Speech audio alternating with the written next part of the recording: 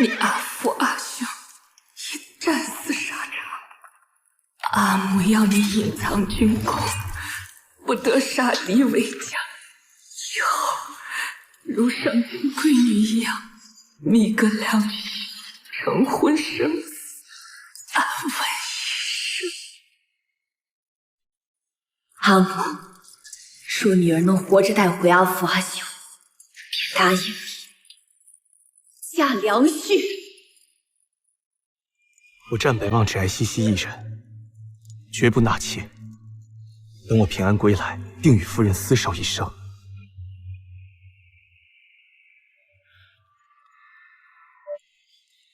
夫君放心，我一定会替你照顾好阿母，守好将军府，等夫君平安归来。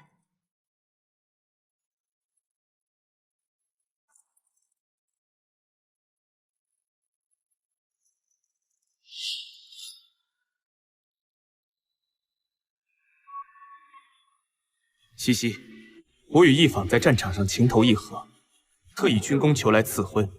如今赐婚旨意已下，他会以平妻入门，与你无分大小。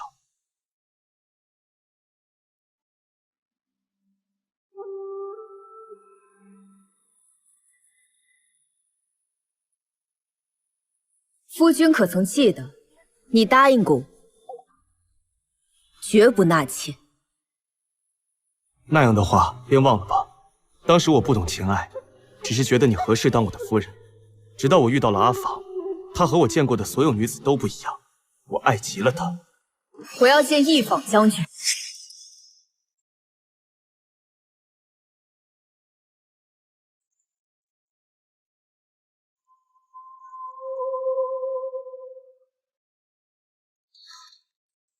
哇，他就是太后亲封的义坊将军吧？好帅啊！要是我也能这样就好了。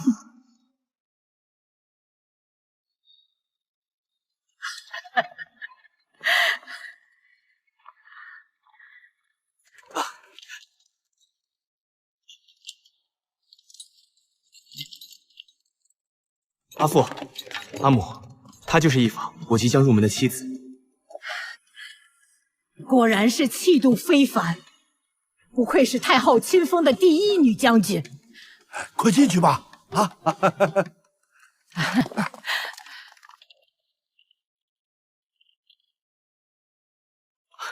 一路上你累了吧？西西，快来见过义坊，以后你们就是姐妹了，要和睦相处。姑娘这一年的付出真是为了狗，这将军府上下就是两不熟的白眼狼。宋氏，听北望说你要见我，可是有话要对我讲。太后曾说，义坊将军是天下女子的表率，就想当面问一句：义将军可甘心为妾？你这孩子，陛下赐婚怎么会为妾？义坊可是朝廷武将，哪有官员当妾的？当然是平妻，无分大小。无分大小，我朝可有这样的规矩？西西啊，你素来懂事，既嫁入战家，就以战家为先。义坊此战立下的功劳也北望大，往后他们夫妻一心，夫妻一心，那便与我没什么干系了。宋氏，我最看不上的就是你这般内宅里的女子，我也不屑与你们内宅里的人纠缠。你若是识相的话，便与我和平共处，否则休怪我拿军规治你。义将军，你别忘了，我也是武将之女。我父亲与我6个哥哥，3年前战死在南疆战场，我也是。那是他们，不是你。你始终是个养在闺阁里的娇贵女子，比不了阿芳。当日是你登门求娶，与我阿母承诺，今后只我一人，绝不纳妾。如今是你失信任，别弄得好像是我阻碍了你们一样。如此说来，倒是我横在你们夫妻2人之间，我才是那个多余的人。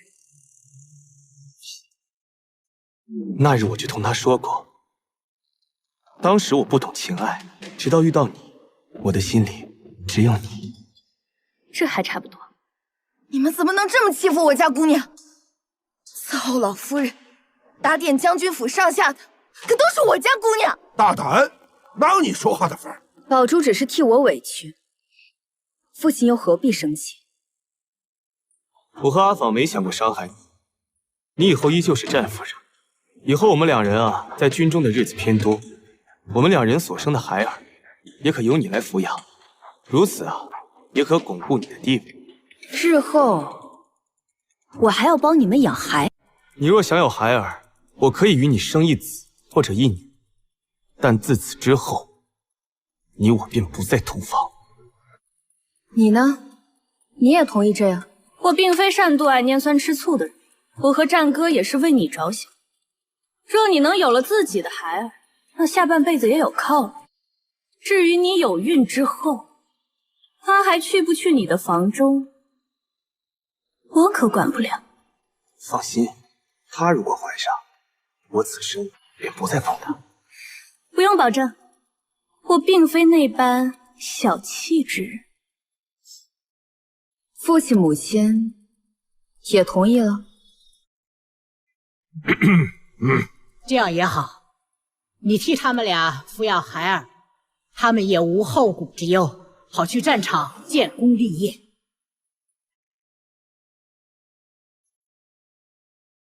女子在世也是十分艰难，你们为何还要这样糟践女子？难道我宋茜茜在你们眼里，就只有靠着战俘的子嗣才能活下去？我就非得要给你们当陪衬，在这后院内宅里苟活一生，你们拿我宋茜茜当什么人了？宋氏，这已是对你最好的安排，你别不识好歹。一坊能让出孩子给你养，该难过的人啊是他。宋茜茜，你知足吧。是啊，茜茜，北望和一坊立下战功，你也会受益的呀。那便和离吧。怕是有人想借着和离的名义，好在外人面前装可怜，阻挠我与战哥的婚事吧。阿芳，你放心，这桩婚事是我们用战功换来的，他阻止不了。你走。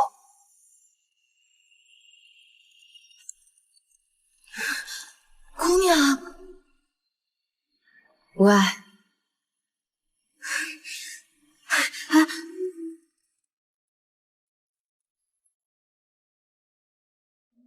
两位将军，你们彼此钟情是你们的事儿，但请别来糟践我家姑娘，别拿战功来压我们姑娘。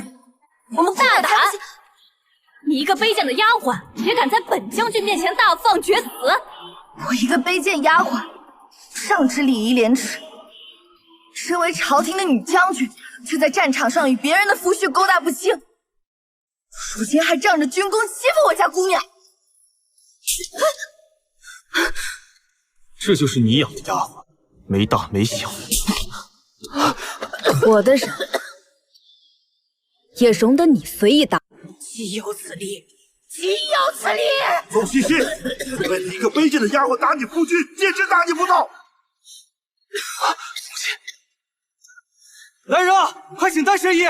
母亲可千万别动怒，毕竟昨日刚服药，这药力也只能维持5天，5日之后，丹神医便不会再为你登门治病。你说什么？宋茜茜，竟然不让丹神医给我母亲治病，你心思怎能如此歹毒？夫君慎言，是丹神医自己说不会再来，他觉得替德行有亏的人治病会折寿。你这个毒妇，你是要害死我吗？宝珠，我们走。宋茜茜，你给我站住！不许走！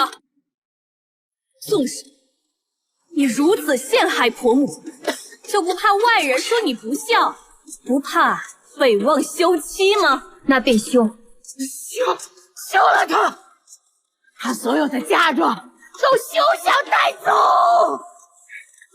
好，明日我请宋家族长与我媒人一同坐下，他战北望休书一下，我当即签手。宋茜茜，你应当知道，一旦我休了你，嫁妆你是不可能拿得走的。哼，那就看你拿不拿得走。啊！母亲，母亲，母亲，夫人，母亲，你怎么了？母亲，你好，老夫人。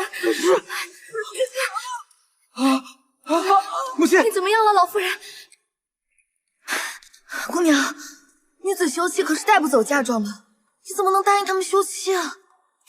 傻丫头，你家姑娘岂是他们能算计的？姑娘，莫不是有什么计策了？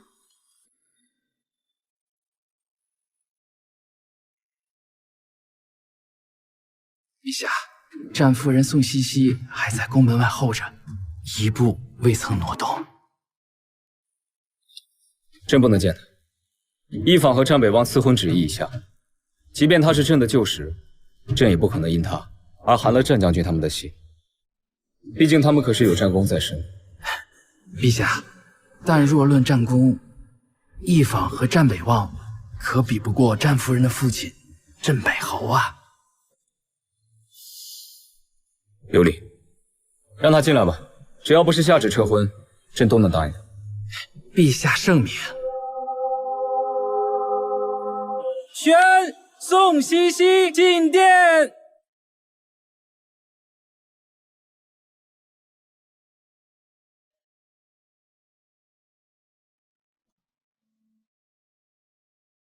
臣女宋茜茜参见陛下。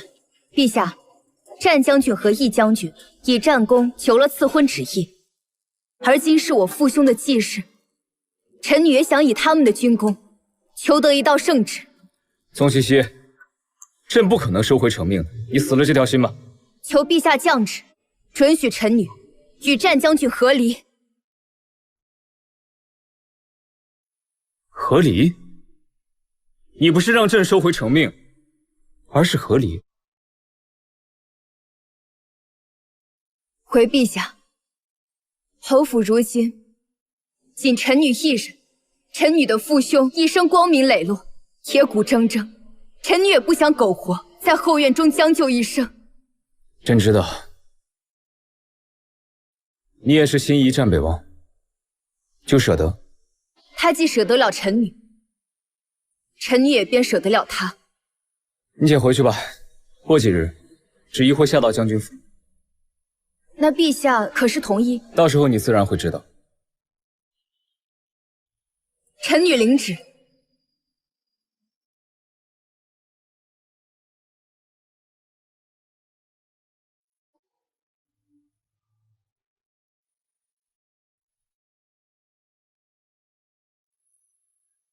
除了皇帝北冥王，朝中再无得力武将。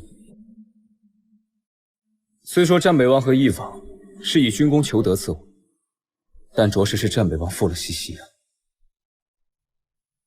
传话下去，一会儿战北望他们来，朕不见。奴才遵旨。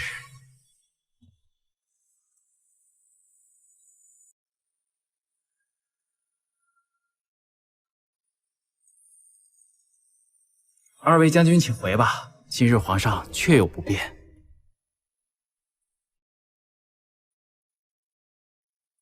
奇怪，明明是皇上宣我们进宫的，怎么又突然不见了？我也纳闷，战夫人为了面圣，竟在宫门前等了1个时辰。还用想，肯定是让皇上收回成命，阻止战将军和义将军的婚事。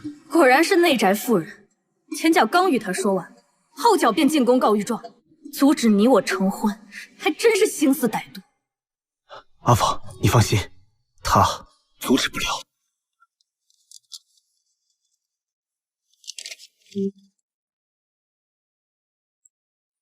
宋茜茜，你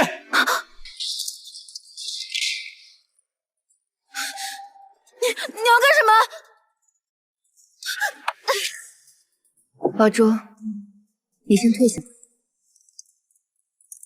你去陛下跟前告状了，求陛下撤回赐婚旨意，对吗？没有。敢做不敢当，可不是将门出身的女儿所为。宋茜茜，你真虚伪！看来我从未真正认识过这个男人。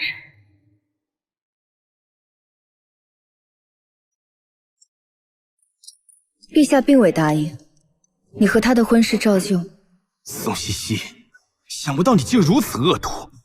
本来我还对明日的休妻之事心存愧疚，如今已荡然无存。活该你落得休妻的下场。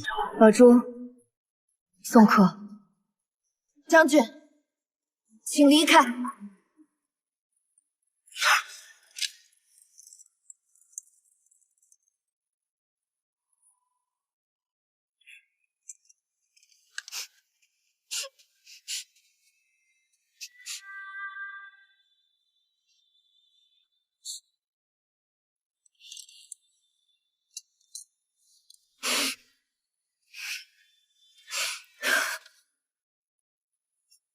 傻丫头，哭什么？我就是替姑娘不值，你对他们那么好，他们还欺负你。因为现在对他们来说，我远没有立过军功的一坊重要。姑娘，你在我这里最重要。好了，别哭了。明日你就留在别院里，和苏嬷嬷一起收拾行李。无论这圣旨怎么下，我们都一定离开将军府。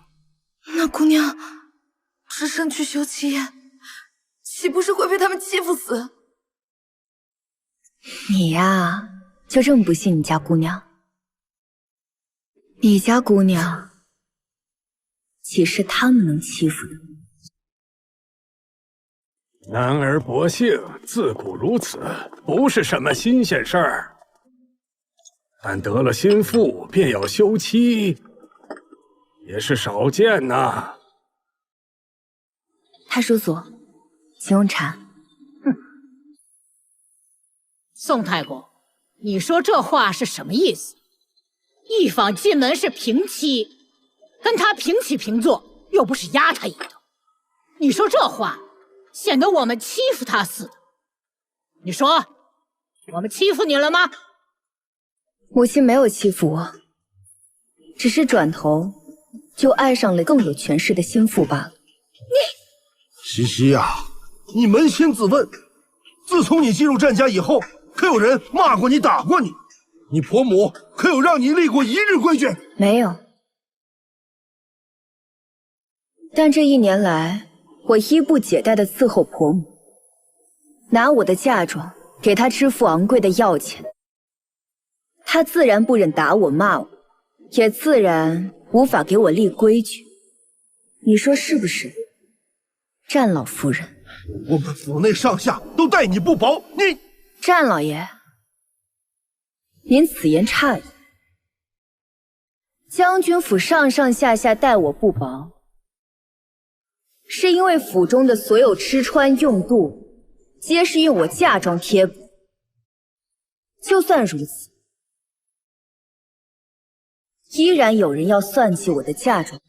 宋茜茜，一坊和北望是陛下赐婚，你是嫉妒，犯了不孝之罪。你说他不孝，满京城都知道，他进府之后为了照顾你的病，几乎都睡在你的房中，照顾你起居饮食，伺候你汤药针灸，怎算得上不孝？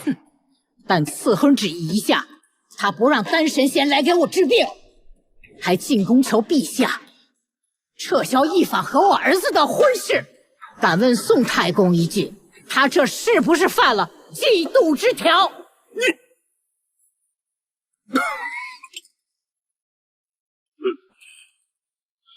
休我同意。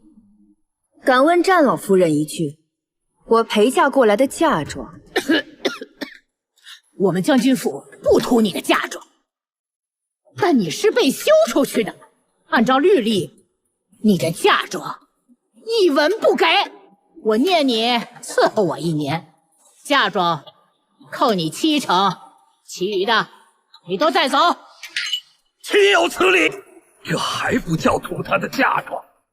我看你们就是欺负她宋家无人了，就是想让那个女人当正妻，又图我西西的嫁妆，故意往西西的身上泼脏水。这要是传出去，将军府的脸还要不要了？太叔祖，您心。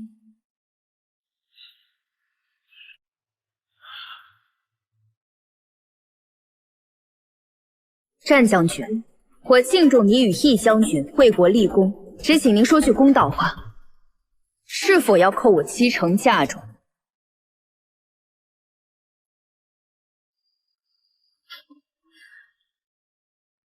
战哥，你不带我逛逛这将军府？阿芳，我们不要宋茜茜的嫁妆，可好？可以啊，我知道你品行高洁，不屑用她的嫁妆。况且，这偌大的将军府还差她那点嫁妆吗？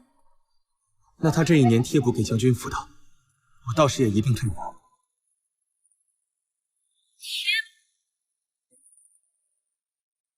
他这1年来一直用嫁妆贴补将军府。母亲在吃丹神医的药，甚是名贵，将军府入不敷支。她嫁进来这1年，便贴补了些。那将军府岂不是只剩下一个空壳子了？是，但不要紧，我们冒尖出头了，以后俸银也好，赏赐也好，都不会少的。若是悉数退还嫁妆，岂不是会让人觉得你理亏？你的意思是？战哥，务必要扣下他1半的嫁妆。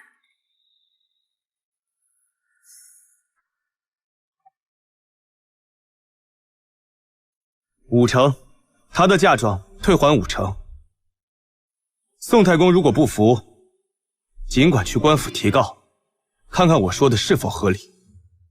战将军还真是替我着想，竟还为我保留了1半的嫁妆。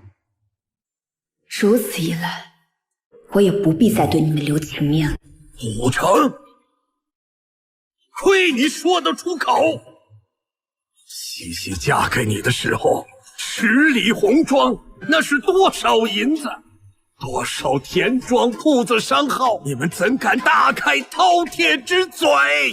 我说了，你们尽管去官府提告，休书我已经备好，先给你们过目。唉，夫人多好啊，可惜犯嫉妒之罪，故休书一封。希望你以后再嫁，不要像这样煽动手段，真诚待人，才会得到幸福。多谢将军教我做人，只是这休书还没官府盖章呢。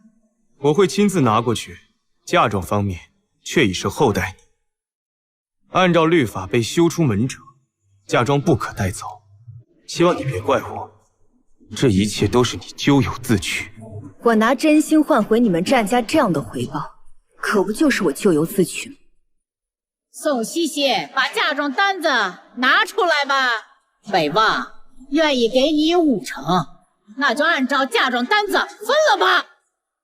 你简直是岂有此理，欺人太甚！这就是我伺候了1年的婆母，我的孝心全被当做了驴肝肺。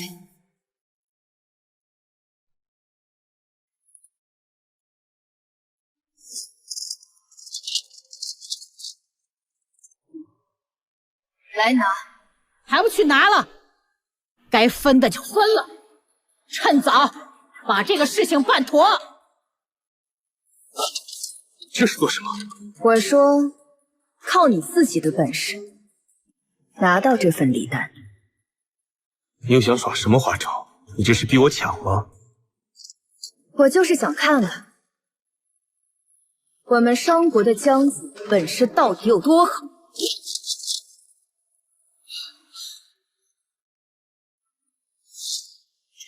你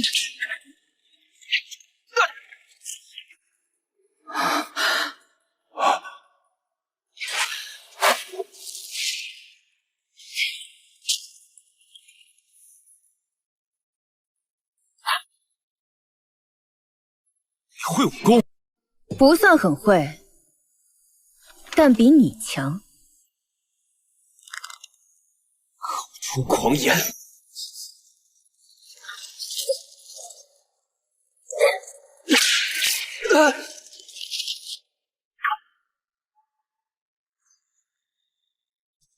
哈哈哈哈！镇北侯府无弱女。他的武功造诣，哪里只比我高一点点，10个我也不是宋茜茜的对手。你会武，为何从来不说？你猜？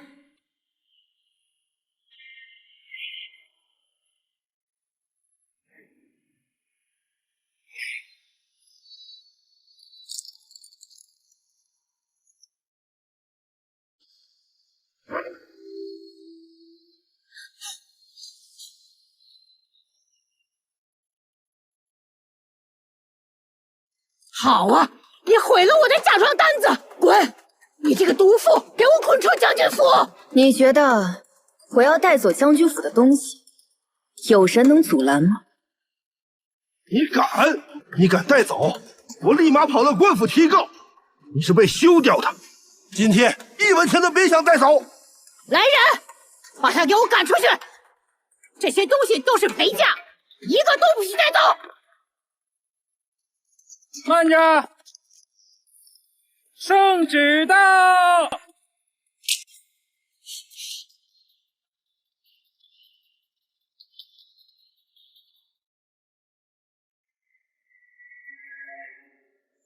将军起来，圣旨不是给您的，是给宋姑娘的。定是陛下得知他反对赐婚，所以下旨训斥。烦请公公回禀陛下，宋茜茜犯下律条，已经被休了。将军休妻？宋茜茜犯了7出之条，我今天请宋家人过来，还请了媒人作证，休她出门。原来如此，那就不必让将军担了休妻的恶名，陛下自有圣裁。宋茜茜接旨。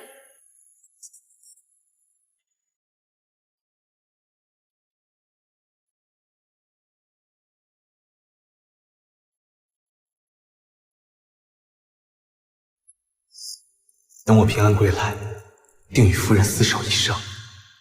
夫君放心，我一定会替你照顾好阿母，守好将军府。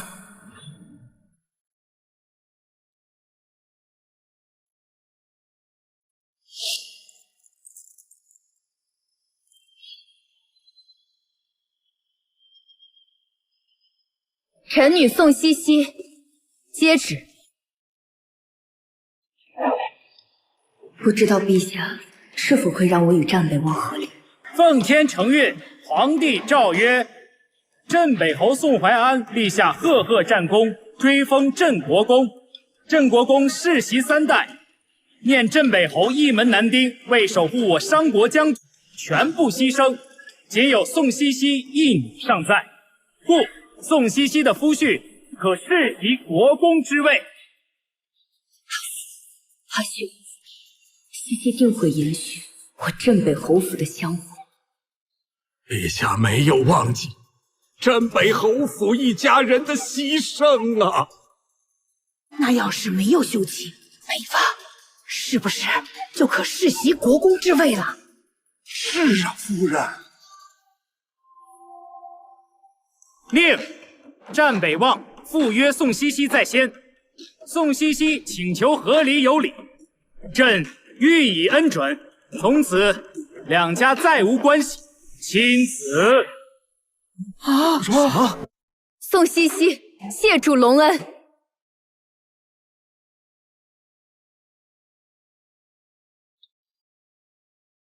终于等来了。那日他进宫，并不是阻挠我和一坊成婚，而是为了请旨和离。姑娘，太后说您很久没去给他老人家请安了，她十分想念您，让您日后多进宫陪陪他老人家。是。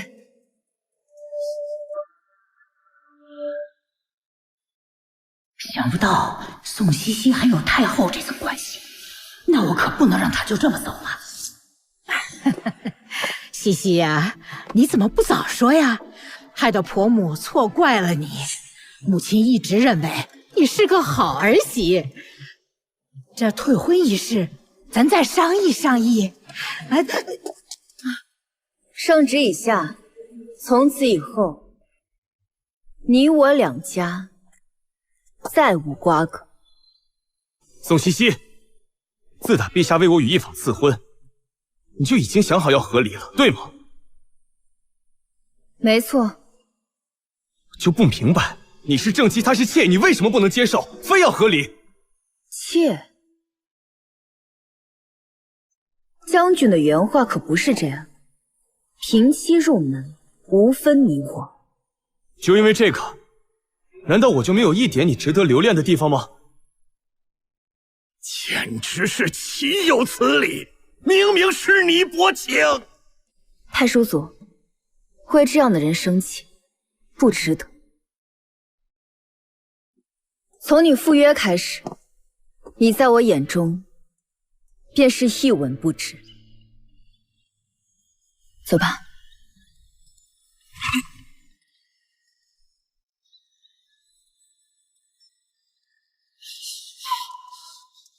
都怪你！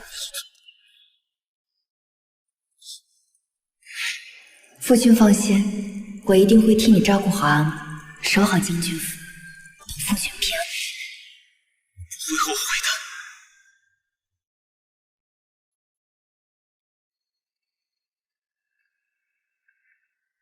的。休了吗？可扣下了他一半的嫁妆。小心点儿，动作的麻利点儿。哎，小心小心，不能搬走啊！不能搬走，这些东西都不能搬走，什么东西都能搬走，这个屏风不能搬走啊！还是劝老夫人快放手，这可是太后赐我的陪嫁，你觉得你们战家要得起吗？哎呀，阿母，我和一坊迟早会给您赚回来，这些东西咱们不要也罢啊。走，咱们回府。是，全部带走。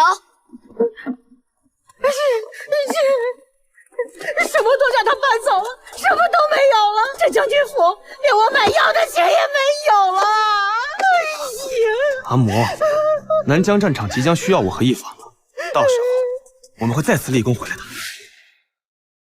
没扣。我不是同你讲过，务必要扣下一半的嫁妆吗？将军府都已经只剩下空壳子了，你没扣他嫁妆，我们怎么过活？一坊，你嫁给我，是怕过苦日子吗？我也不是这个意思，我只是想着，我们可以一心一意的在军中建功立业，不必为银子发愁而已。所以，真的没扣下吗？嫁妆全部被他带走了。休书快要给他的时候，圣旨到了。原来他早前进宫求陛下赐的，是一道和离的旨意。从一开始他就打算和离，没打算和你共侍一夫。什么？他说他不屑。他不屑？我都还没有嫌弃与他共侍一夫呢，他倒先不屑了，真是可笑。他拿自己当什么东西？圣旨里封镇北侯宋怀安为镇国公，3代世袭。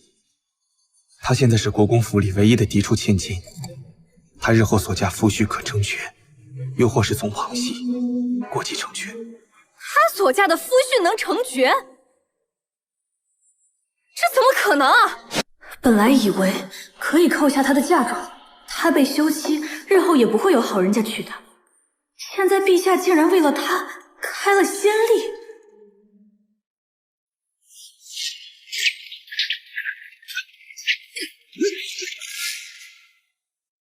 一坊，宋茜茜会武。会武？她一个内宅女子，会武有什么稀奇？我说的是她会武功，我同她交过手，她现在的内力已经到达可以隔空震碎物品的程度。我不信！你说她会武已经够离谱了，竟然还说她可以隔空震碎物品，这世界上没有几个人能做到的，你也太夸张了。算了，我就知道你在骗我。战哥，我虽知将军府艰难，但你允诺我的聘金和聘礼可一样都不能少啊。他为何与从前不一样了？如今竟如此爱算计，难道是我的错觉？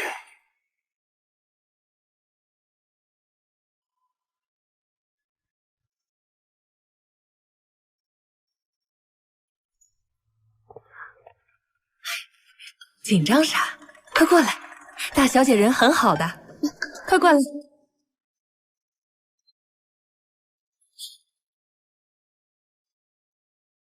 快过来吧，来。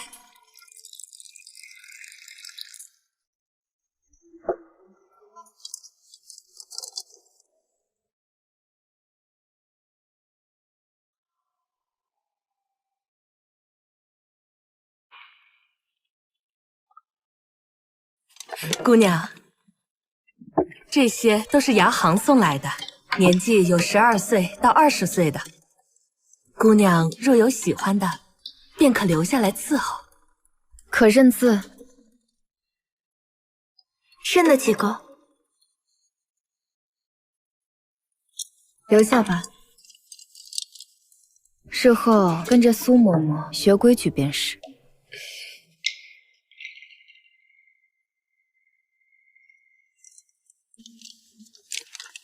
姑娘，明天就是将军府大婚，还给您递了宴帖。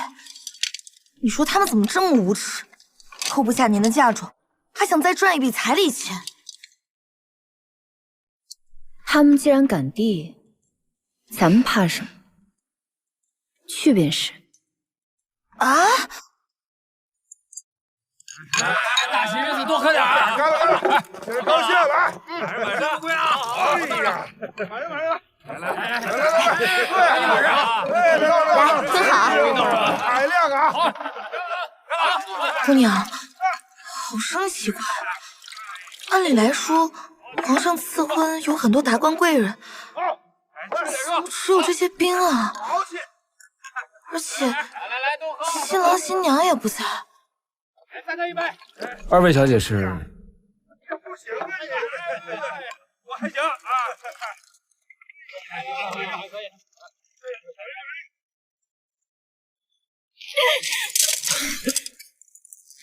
哈姆，你若是不想帮我把婚事办得体面些，你便同我讲。现在倒好了，好好的一个喜宴都变成笑话了，就是因为席位不够，宾客全都走光了。你让我如何在朝为官啊？我也是按照宾客单子置办的呀。谁知道你请的都是粗鲁的士兵，这能怪我吗？我可是你婆母，这大婚当日，你竟敢对我大不敬啊！阿母啊，这事啊，确实是你欠考虑啊。你这个不孝子，你娶了媳妇忘了娘。你知道这些酒席还要这聘礼聘金，都是我卖了粮铺借钱给你置办的吗？给我闭嘴！大喜的日子也不怕人家笑话。不管怎么样，既然来了就都是宾客，别的事明儿再说。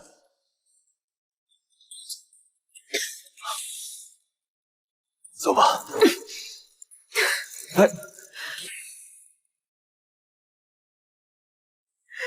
造孽呀！我战家怎么请这么个玩意儿啊？什么跟什么呀？你之前不是挺开心的？滚！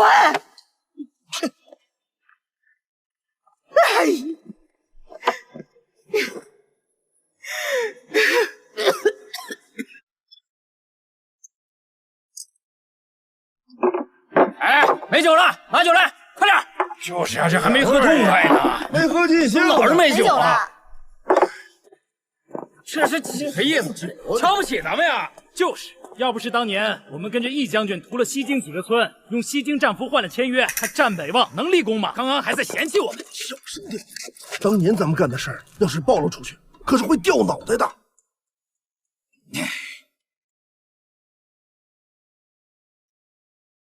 难道当初成灵关一战，藏着什么不可告人的秘密？姑娘，按照你的吩咐，礼金已经交给他们了。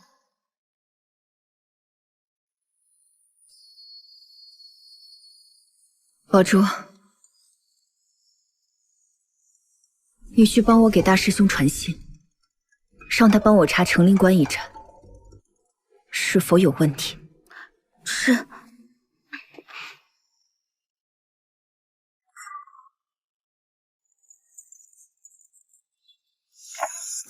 哟，这不是国公府嫡小姐吗？怎么，你还真敢来参加我和北望的婚事啊？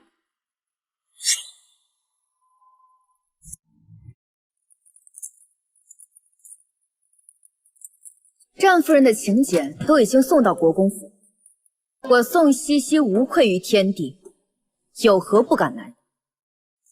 你知道我是战夫人就好。只有你上赶着当战夫人，别人都不稀罕。既然礼金已经送到，那我就祝两位永结同心，不要再出来祸害其他人。苏西西，好了，还嫌不够给我丢人吗？战将军，今日是钱我等给你丢人了。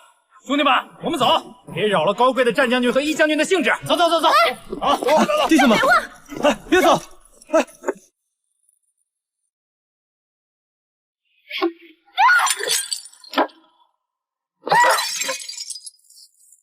战北望，你现在可高兴了？我的脸都让你和你父母丢尽了！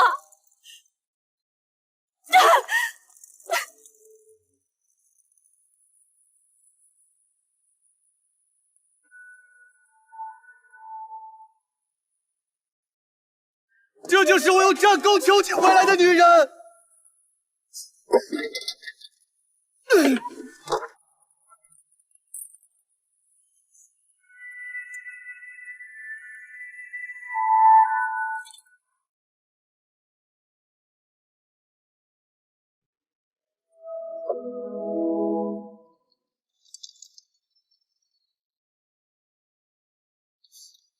姑娘，大师哥的信鸽来了。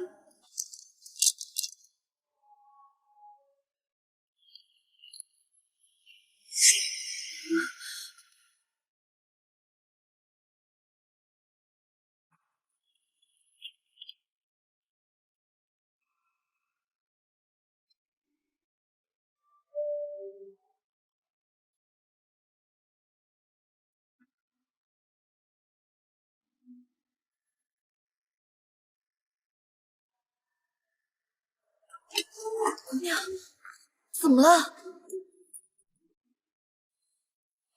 一方杀了西京几个村的人，还违背了我商国与西京不杀无辜百姓的约定。西京人以为是我祖父作为主帅下的命令，所以他们把仇全都报在了我侯府老弱病孺身上。什么？我们侯府是因为一方才被灭了门？那一方还有什么脸面出现在姑娘面前？夫人死得太冤了。成灵关一战一定有问题。主帅明明是我祖父，可指挥作战却是一方和战北望。我一定要查清楚。姑娘，姑娘，姑娘急报！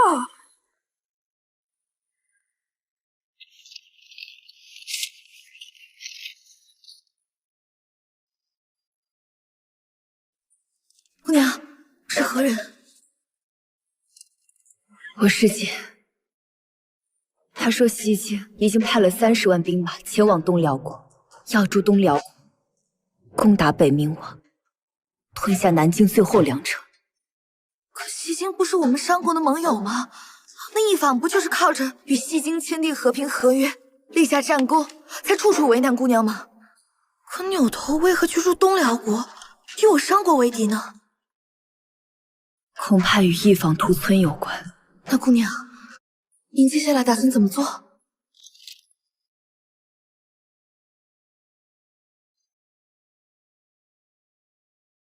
我要进宫面见皇上。陛下，臣女收到密报，特来禀告陛下。密报？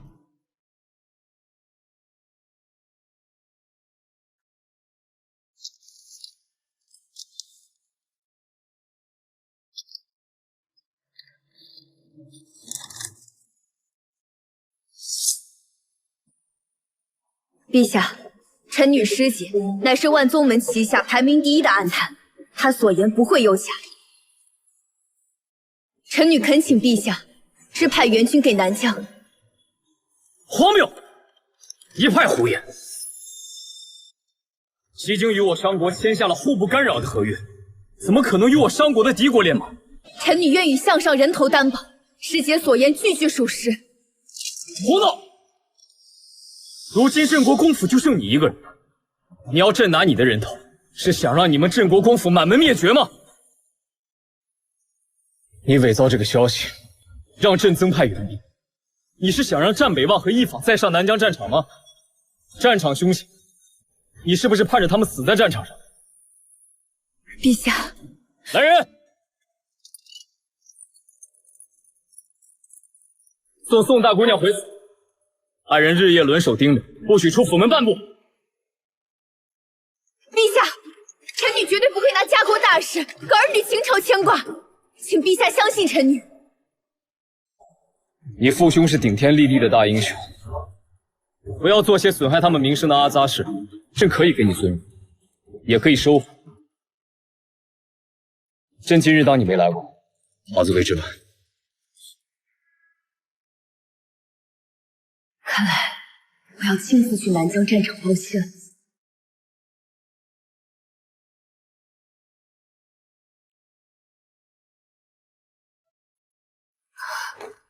姑娘，这是怎么了？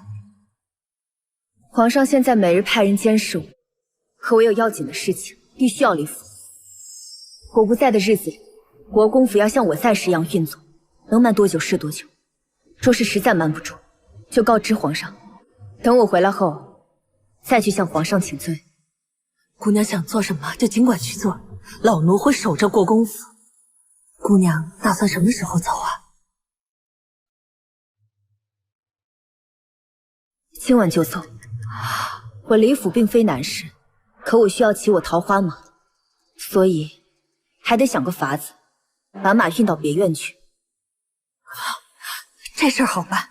过2日是怀王妃蓝郡主成亲，老奴骑马去给郡主送礼，送完之后会把马送到别院去，再从外头买一匹回来。行，就这么办。反正禁军也不限制你们出入。哎，对了，苏嬷嬷，我与表妹关系极好，你先去库房挑几样好东西送过去。西西，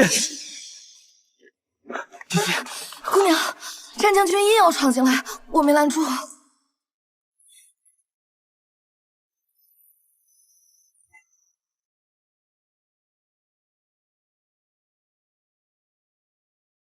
战将军，西西，我阿母发病了，我请不来丹神医，我也买不到药王堂的丹血丸，他们只知为难我，我实在是没办法。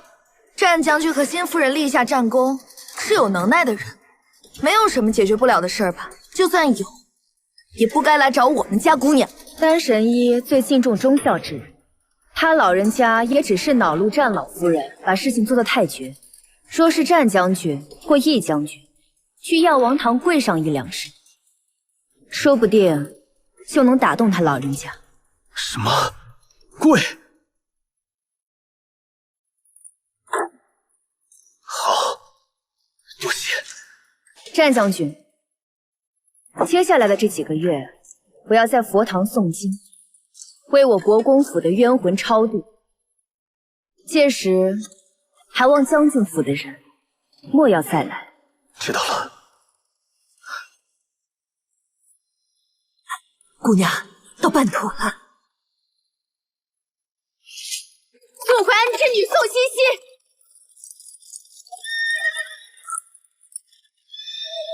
宋怀安之女宋茜茜有紧急军情，求见北冥王。你真的是宋将军的女儿？何人闯营？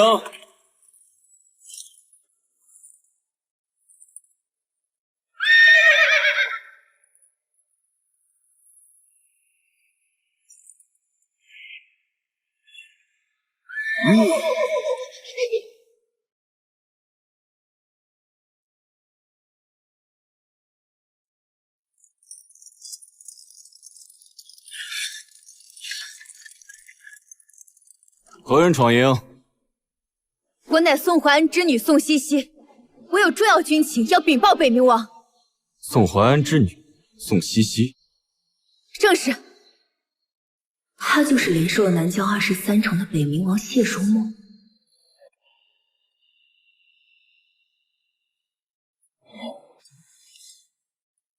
此番去战场，本王一定会亲自手人杀害镇北侯府的敌军首领，以此为凭，以匕首为信物，求取茜茜。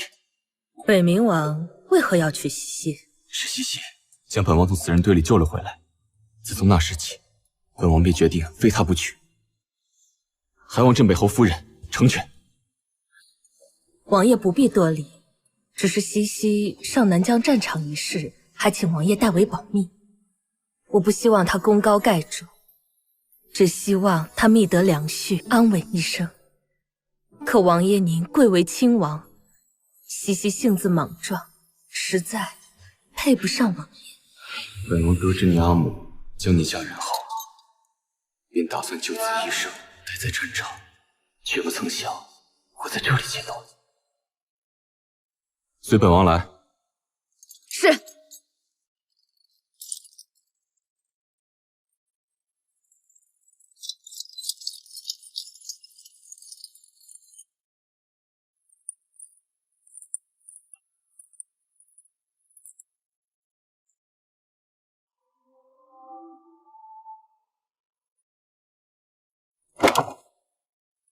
说吧，什么重要军情？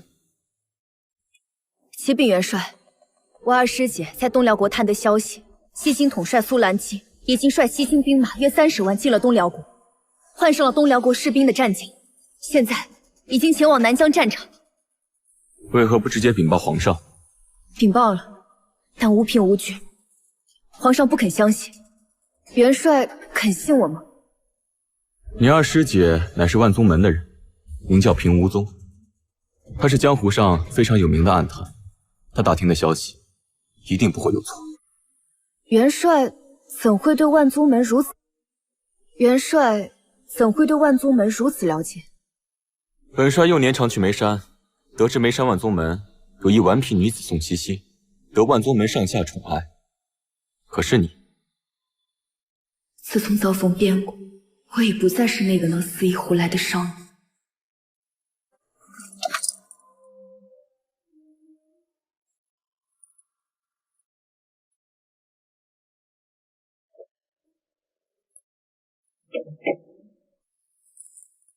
可是日夜兼程赶到的，用了几日赶到？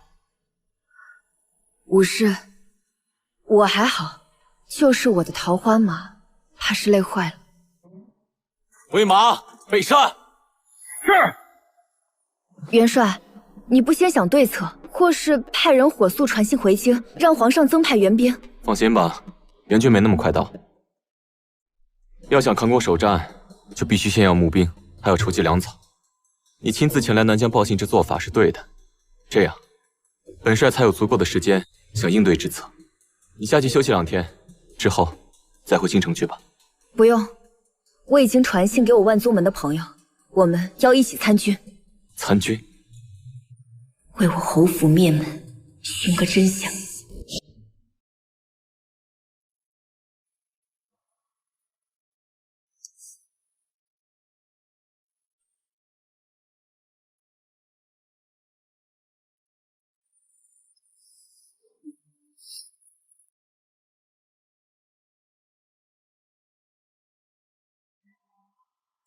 什么？30万西京大军与我敌国东辽20万大军联合，要攻北冥王，吞南疆最后2城。陛下，臣女师姐乃是万宗门旗下排行第1的暗探，她所言不会有假。臣女恳请陛下支派援军给南疆。荒谬！一派胡言！臣女愿以项上人头担保，师姐所言句句属实。没想到宋茜茜说的竟是真的，朕竟然还以为是他见不得战北王和一坊成亲，怒斥了他一顿。皇上，如今派遣援兵，只怕是来不及了。这消息，我们的探子竟然没有探查出来，可见我兵部派遣在敌东辽国与西京的探子全部被杀了。皇上，战况紧急，请务必增派援军。我与战将军愿领援军前往南疆，必在西京大军抵达之前赶到南疆战场。一坊，你怎么能保证我们能先于西京大军抵达战场？西京人已经出发超过10日，如今我们还未动身，就算日夜赶路，也未必能赶到。我知道你最近对我有所不满，但我会让你知道，娶了我是将军府的福气，是你的福气。他宋茜茜顶多能帮你孝顺孝顺婆母，但我能让你将军府一门重回巅峰。好端端的，你提他做什么？我提他就戳你肺管子了？难不成你们还要藕断丝连？我看他这一招是以退为进，勾引你去国公府找他吧。我说了，我去国公府找他是想找他出面去请丹神医，不然母亲到现在都吃不上丹神医的药。那你可知皇上为何派禁军守着镇国公府，看着宋茜茜吗？想必是他跟皇上提了一些过分的要求吧。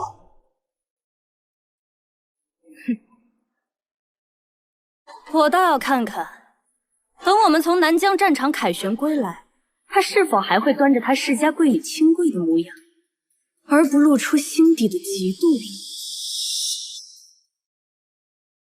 张国杰，茜茜，你杀了几个人？数到30个就没数。哎，馒头，你杀了几个人？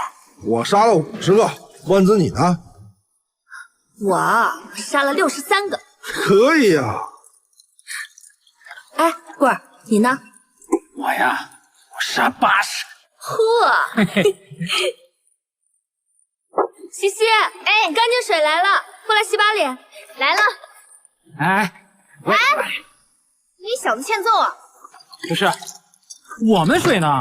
我这就给你换。宋茜茜，元帅，元帅，你用桃花枪刺敌封侯300多人，不算上封侯的也有100人，真的是第一次上战场吗？我答应过阿母，要隐藏自己上南疆战场的事。是。既然你不愿意承认，那本王就帮你报仇密。好，宋茜茜听封。属下在。本帅封你为千户所，领兵1000。从今往后，这1000士兵任由你来调配。谢元帅。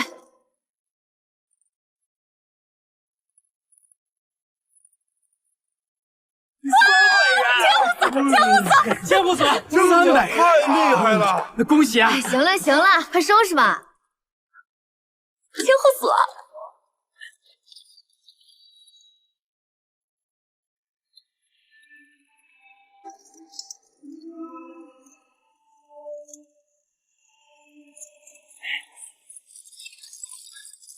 搞定了。好样的！回营，走。好啊！将门无若你，传朕旨意，宋西西攻下粮仓，又立善功，封为五品出售武德将军。一旦助北冥王拿下西蒙，收复南疆，升正4品名为将军。是。皇上不再怪罪宋姑娘私逃出府，报信了吧？哎，这次多亏宋西西前去报信，才能让皇帝早些做准备。等他回来，朕会重赏。反倒是这援军，至今还未赶到，距离一坊将军承诺的期限已过2个月。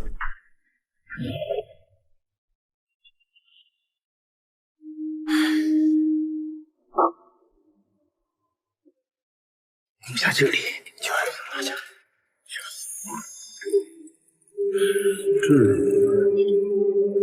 末将战北望，拜见元帅。末将一访，拜见元帅。这战北望行军速度实在是太慢。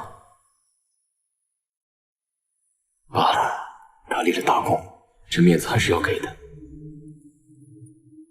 你们终于来了。路遇山洪爆发，末将来迟，请元帅恕罪。天公不作美，与战将军、义将军无关。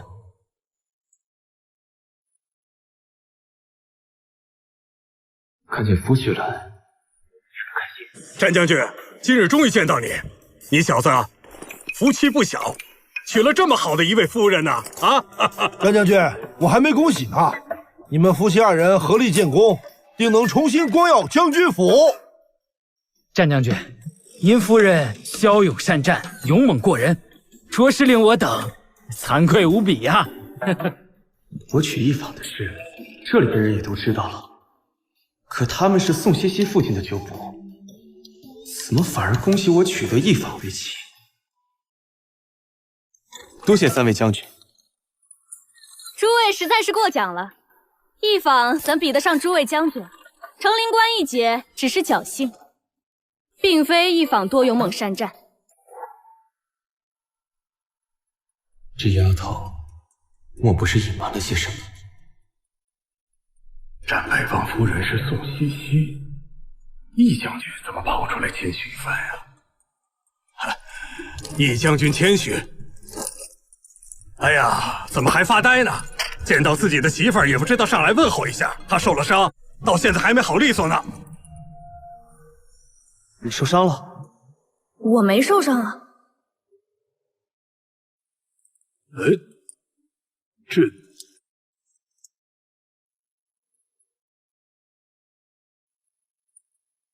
战将军、义将军，终于等到你们的援兵来了，真好。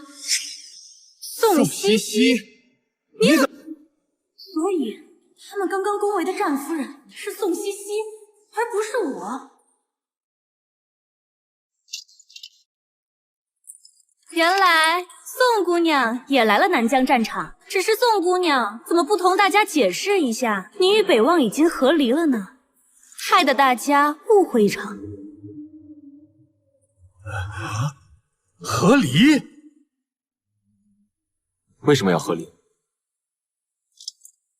回禀元帅，成灵关大捷之后，圣上便将我赐给战将军为平妻，只是宋姑娘容不下我，便请旨和离了。明明是你们2人以战功求得皇上赐婚，我求一纸和离的，无非是成全你们罢了。什么狗屁！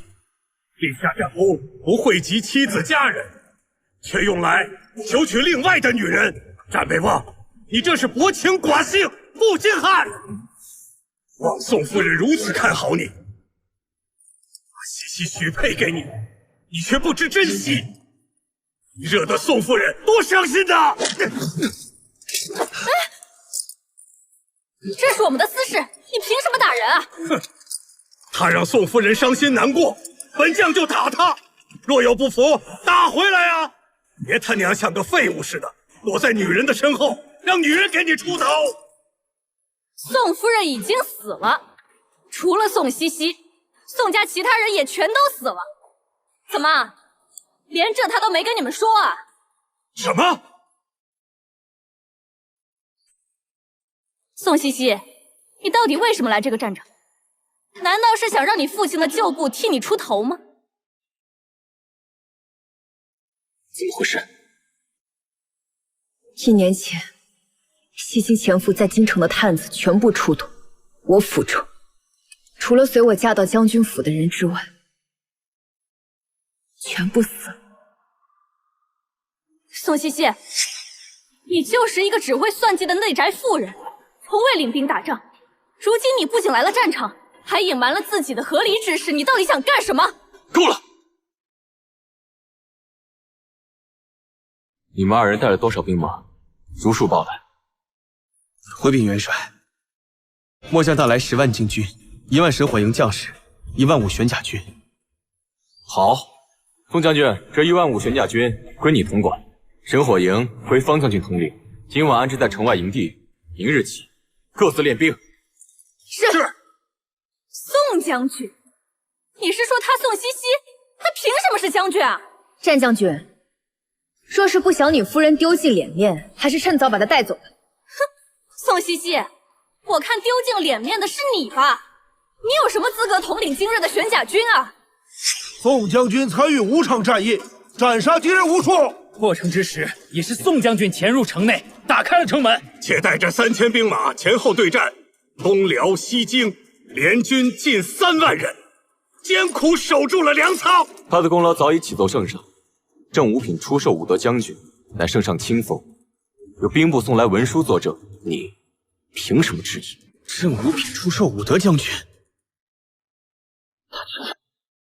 想必是诸位将军捧他上位吧？杀敌无数，我不信。想当初易将军豪言壮语，有心怀天下之心，如今看来，倒不如一个内宅妇人，系纠缠不休。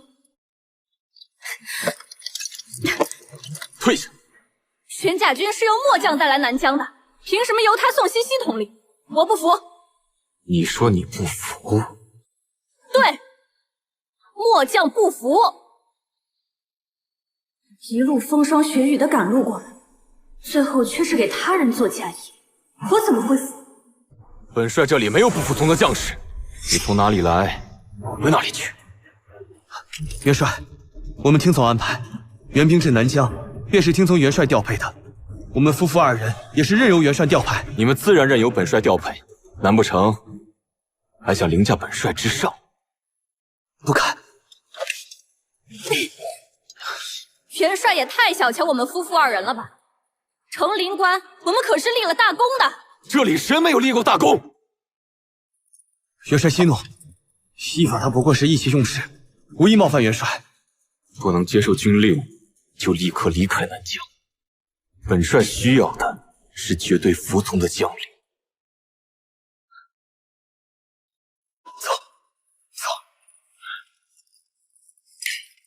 茜茜啊，这么大的事儿，你咋不跟你方叔说呀？啊，你自己咋扛的呀？元帅和6位少将军没了，我心里难受啊。现在夫人、少夫人还小公子都没了，你一个人咋扛啊？快起来！诸位将军先出去吧，本帅有话与宋将军说。是。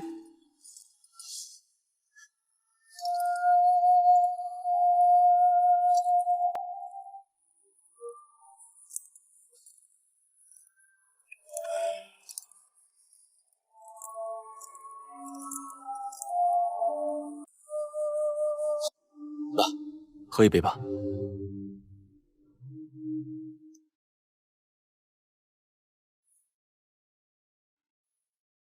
本以为此生牺牲已经是你最大的悲剧，没想到满门被动，夫婿还未被誓言领取，这段日子你到底是怎么混出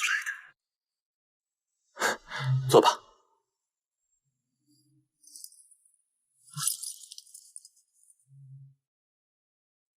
冷静点没？跟我说说。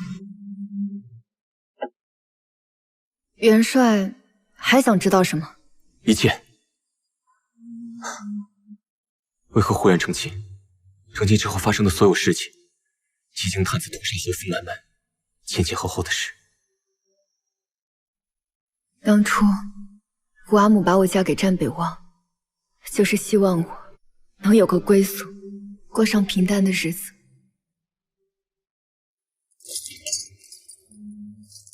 欺人太甚！他们将军府的人竟敢如此欺负你，委屈你。我没有觉得委屈。我若是对战北望有情意，自然是委屈。可我没有。于我而言，离开了将军府，就是解脱。还有他们筹谋的，我的嫁妆也没有得逞。所以今日才让元帅看到一坊对我那么愤怒。他看上的男人我不稀罕，让他不高兴。不愧是宋家女子，永不折腰。一坊通过屠杀西京无辜百姓，与西京取得合约一事，我会如实禀报圣上，届时一定会水落石出。该有一个人为此事负上全部责任，只不过，或许不是你想要的那种方式。我明白，多谢元帅。来，起来吧。走，本帅带你检阅玄甲军。从今天开始，你就是玄甲军的副指挥使。是。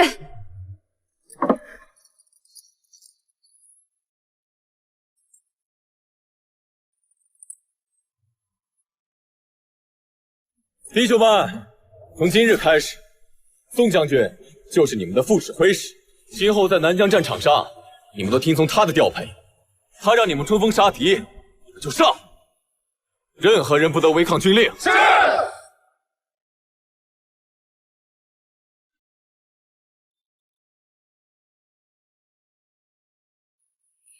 玄甲军分明就是我们带来的，凭什么就归了他宋西西管？分明是北冥王偏心。就算不给他管，也轮不到我们管。玄甲军本来就是北冥王的，我们作为援军抵达南疆，最终还是要听令于他。那可不一定。你想干什么？你不要跟底下的人说，这是扰乱军心。或许乱上一乱，就能露出他无能的真面目呢。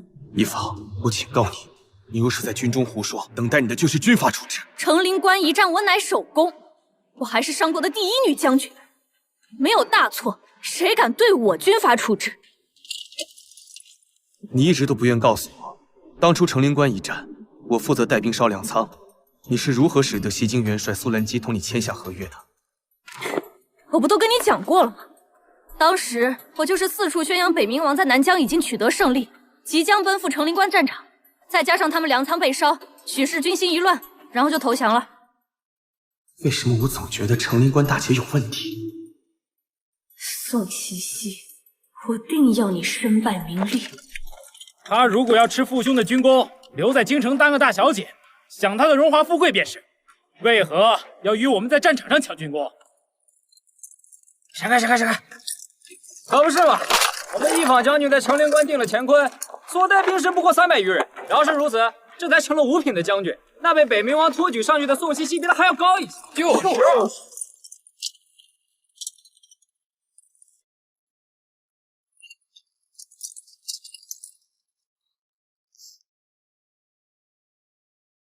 我说近几日大家不操练，也不听我指挥，原来是不服我。宋将军，元帅下令，若有不服的，可以挑战宋将军。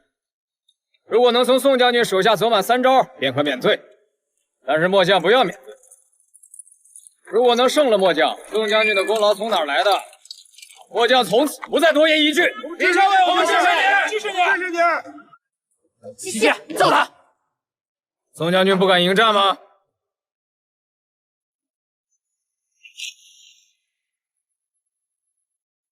只要打赢你，没错。若能胜了墨家，墨家便誓死追随，绝不食言。对，我们支持你，让他吃复兴的军功，才助我们士兵上位。何其艰难！太监女流居然用虚假的军功糊弄我们玄甲军，我们都不服！校尉，你说什么呢？你干嘛？把嘴闭上！啊！怎么了？把嘴闭上！宋将军听到了吗？既然毕校尉诚心邀约，我也就不推辞，请吧。校尉陛下！陛下！陛下！陛下！陛下！看样子是有人要挑战宋西西。毕明在玄甲军里都算武功高强，也不知道他宋西西能在毕明手下走几招啊？毕明啊，他胜不了。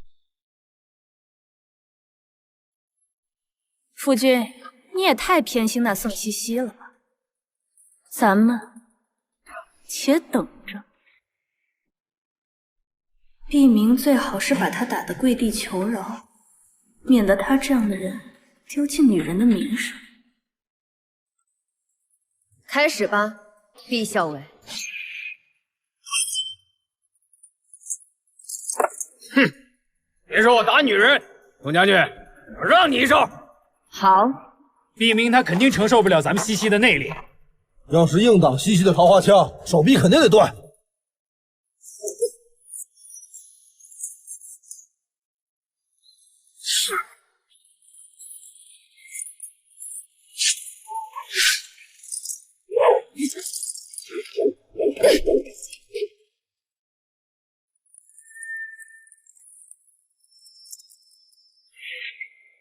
想不到他这看似棉花一般软弱无力的出手，竟是藏着乾坤的袖手。打得好，打得好！好，校尉居然输了，多谢相让。末将毕明，愿听从宋将军调派。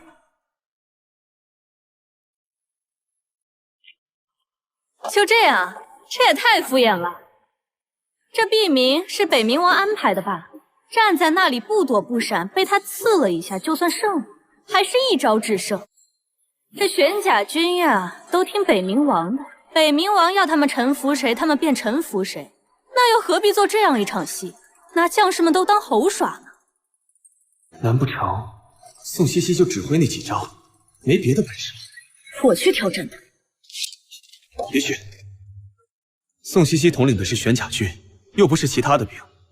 再说你要是打赢了，这北冥王和玄甲军面子上挂不住。大战当前，我们不能挑起内战，让军心不稳。那又如何？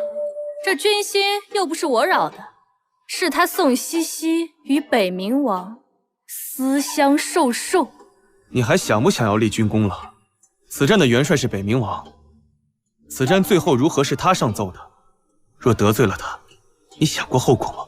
到时候咱们一点军功都捞不着，还落个扰乱军心的罪名。那怎么办？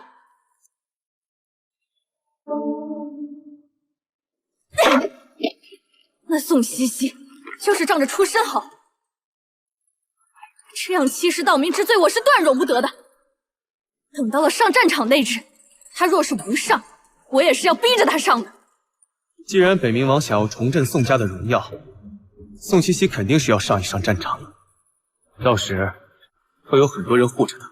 上了战场，生死难料。若是那15000玄甲军都只护他宋西西一人，或是为他一人积累军功，那等日后回到朝廷，我必要报奏圣上，好让满朝文武都知道，他宋西西是如何败坏宋淮安大将军的威名的。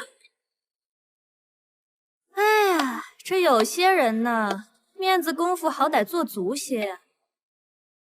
宋家军的威名都被你丢尽了。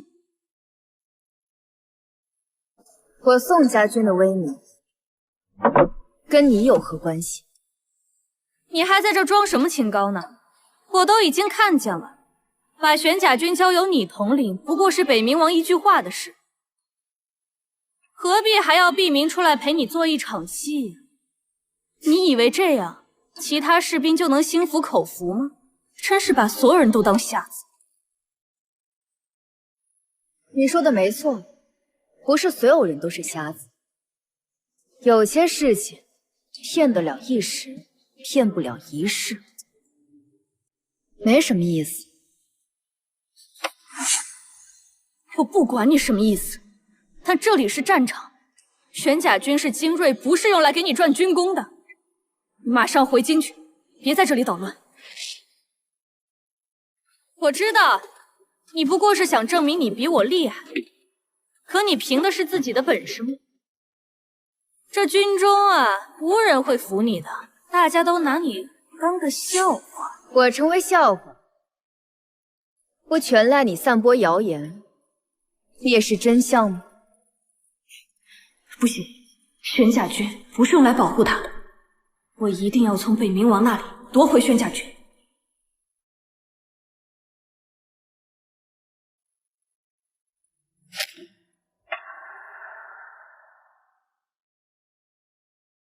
末将一访，求见元帅。进来。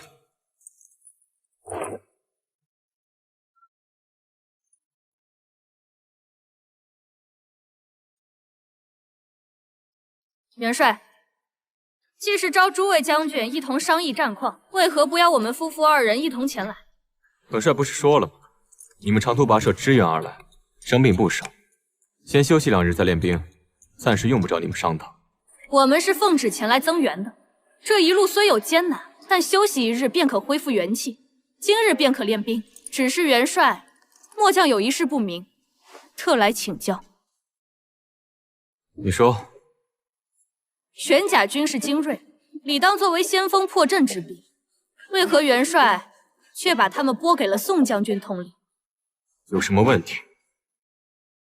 用最精锐的兵去保护一位上战场揽军功的女人，末将认为元帅实属无知。什么？元帅还真是念旧啊！玄甲军若能破城，那功劳便是他宋西西的，这跟白把军功送给他有什么区别？你怎么说话的？他率领的玄甲军若能破城，这功劳便是他拼出来的，怎么是送的？莫非易将军打仗只需自己一人冲锋陷阵，士兵都躲在后头？那方将军的意思是说，宋将军也会上战场，而不是躲在后方拿个指挥之权？荒谬！既有先头部队，自然有领兵的将军，哪里有将军躲在后方拿个指挥之权的说法？他领兵，让一个从未上过战场的女人领兵打仗，我看怕不是诸位将军领着他和玄甲军去攻城吧？怎么就没上过战场？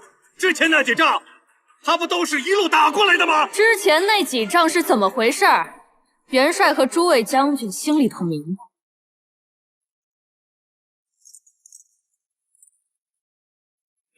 末将一访，请求领玄甲军攻城。如若元帅非要宋西西领兵的话，那末将愿挑战宋西西。玄甲军是由末将带来南疆的，末将不能眼睁睁看着他们跟着一个完全不懂得领兵打仗的将领无故葬送了性命。易将军，你怎么能这样说话？宋将军要是没本事，玄甲军能听他的吗？我真是白白送了性命，这仗还没打，你就说这样的丧气话、晦气话，你实在荒谬！元帅不是说过吗？任何人若有不服，皆可挑战。那末将便要挑战宋西西。若宋西西败，玄甲军交给末将统领。好，本帅允许你挑战宋西西。若是他败，玄甲军将不由他统领；若是你败，战后杖责50军棍，以惩违反本帅军令，同时夺你在南疆战场所立的所有军功。你的名字不会出现在任何军功册子上。这不公平！他宋西西败了，没有任何惩罚，我败了却要杖责50军棍，还要剥夺我所有功劳。元帅未免也太偏心了。宋西西叔失去了玄甲军，怎么不算惩罚？况且由他统领玄甲军是本帅下的军令，临阵撤换，在军营里边岂不丢了面子？在武将和士兵面前，没有了半点威胁，怎么不算惩罚？可是元帅说过，任何人若有不服，皆可挑战。没错，挑战输了仗打50军棍，是因你不单单只是挑战，你还要从他手里夺过玄甲军。你的挑战是奔着利益去的，失败自然就要有所失去，否则人人都来质疑本帅下的军令，今后之仗还打不打了？宋茜茜一个内宅女娘，肯定不是我的对手。好，我明日便挑战。末将告退。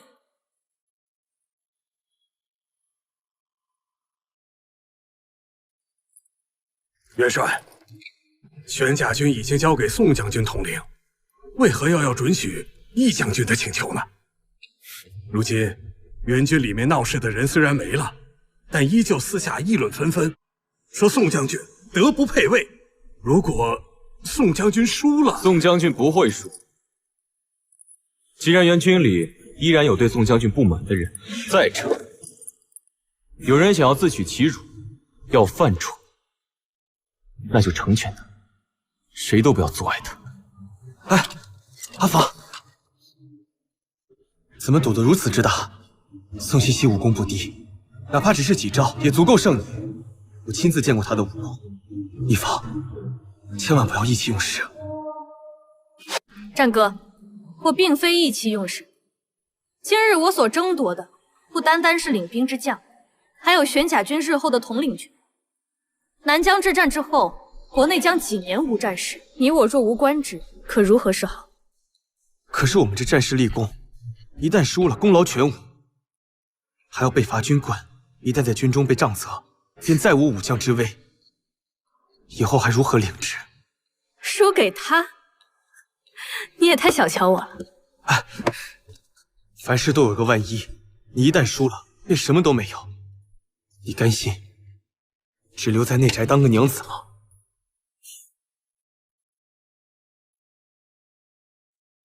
若是为你洗手做羹汤，有何不可？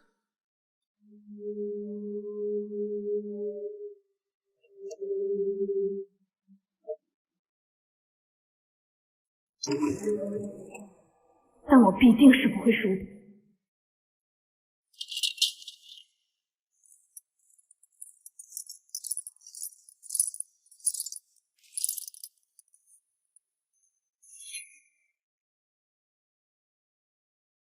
宋茜茜，你还真是愚蠢至极，愚蠢到以为上了战场就能打败我。不过，你也不算太蠢。你还知道利用你父亲的关系，替你自己谋求军功。我们豁出去性命保卫家国，不就图个战功吗？他什么都没做，却封为将军，这何其的不公！说不定我们在战场杀的敌人，最后都成了他的军功。我们如此千辛万苦，到底是为了什么？不过是给他人做嫁衣罢了。再给我说一遍！当初攻城的时候，是宋将军第一个飞上去砸了弓弩机，又跳下来打开城门，带着3000将士死守粮仓，才有你们如今的饱饭吃。你们到底还有没有良心了？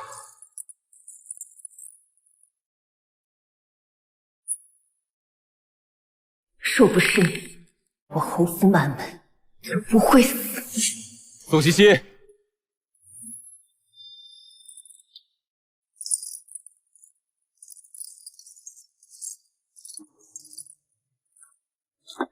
不用桃花枪了，用这个。是。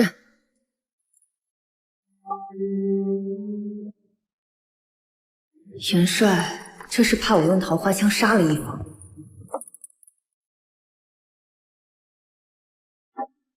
用木棍？你既然如此自信，那就休怪我手下不留情了。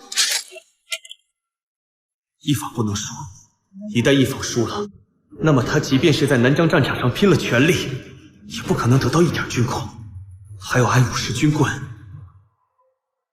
一方沉着应战！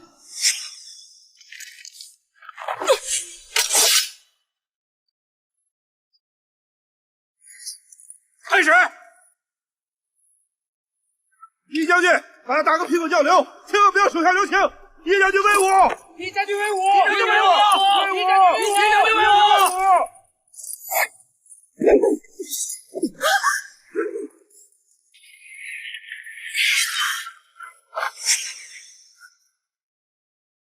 这木棍只怕不是木棍吧？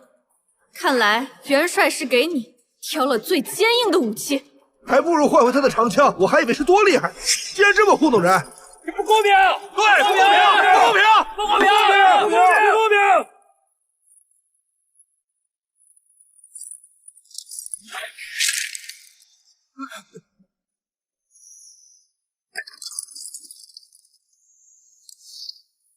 还真是木头棍子，你看。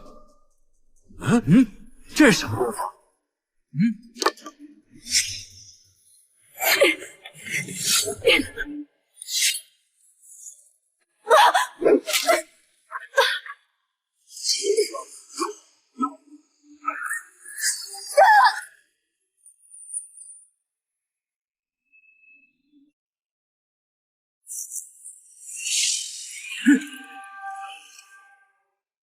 这是什么功夫？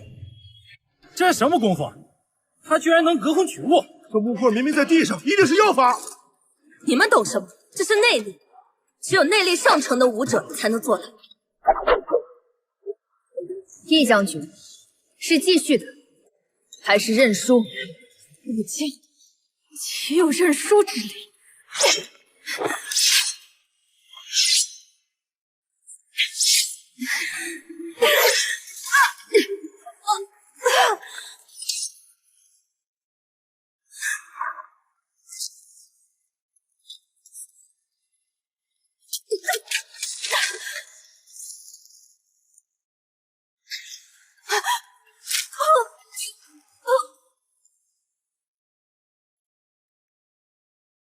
苏西西，你怎么会有如此厉害的武功？一方，你没事吧？这个我没有输，我要是有他那般的出身，我也是不会输的。打得真好，打死他！打得真好。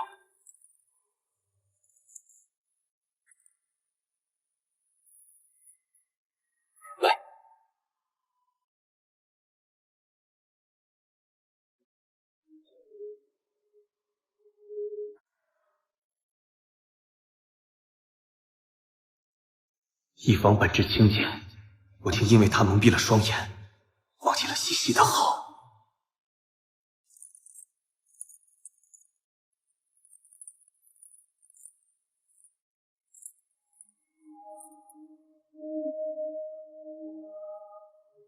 今日起，玄甲军将由宋将军统领，至于易将军违背军令，战后再行惩处。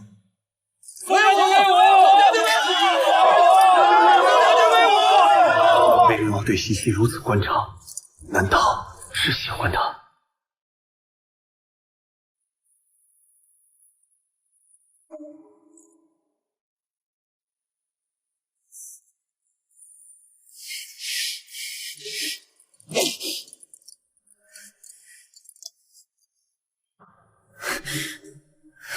想杀了他。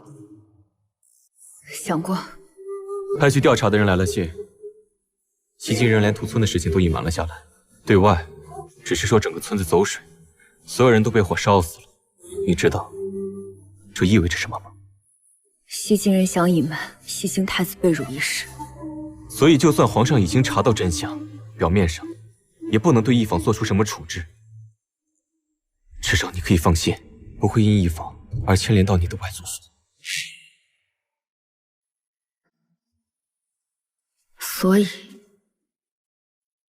苏兰姬之所以要帮东辽国在南疆战场拖住我们，就是逼着朝廷派出援兵，而刚立过功的一坊必定会成为援军之将。苏兰姬的目标只在一坊和他麾下的士兵。没错，两国表面虽已达成了和平，可仇恨已经结下。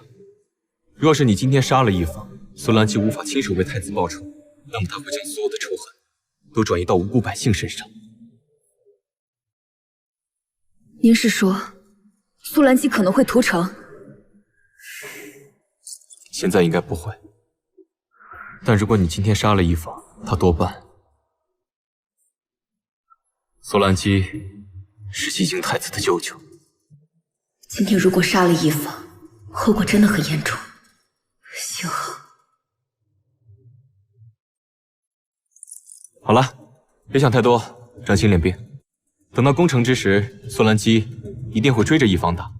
到时候，即便你今日不杀他，或者来日，朝廷也无法问他的罪，他也很难从索兰基手上逃脱。知道了。15000玄甲军分成2组，一组负责进攻，一组负责防守。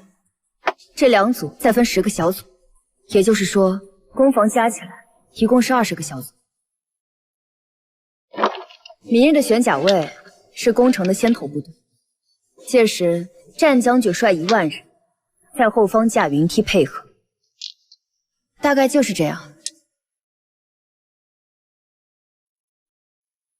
战将军回去之后，若是想到什么问题，可以随时来找我。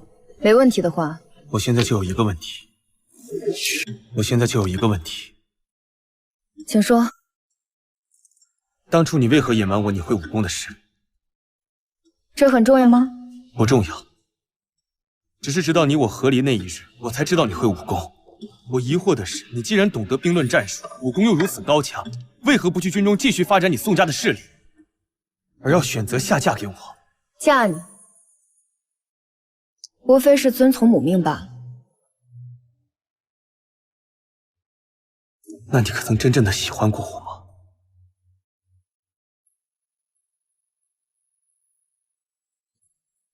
战北望，你从来就没有摆正过自己的位置。做我夫君的时候没摆正，做一坊的夫君，依然也没有摆正自己的位置。所以，其实你根本没有喜欢过我，你只是奉母命嫁给我而已。明明是你无情在先，却让人觉得是我辜负了你。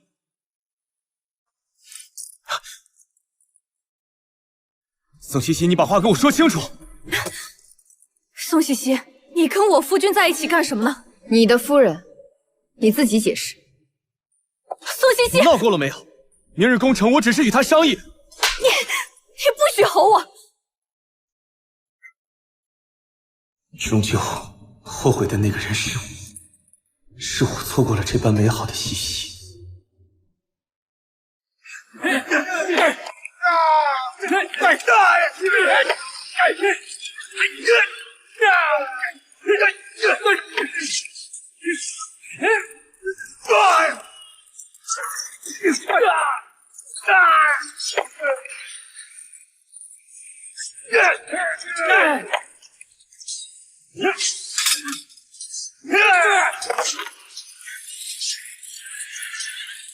元帅，宋将军，这些弓箭手交给你。万子，我们走。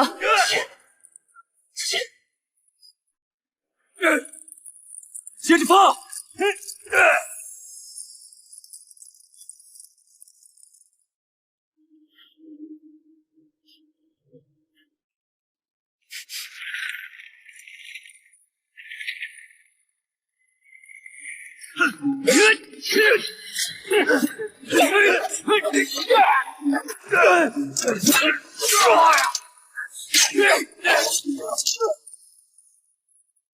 攻城手上！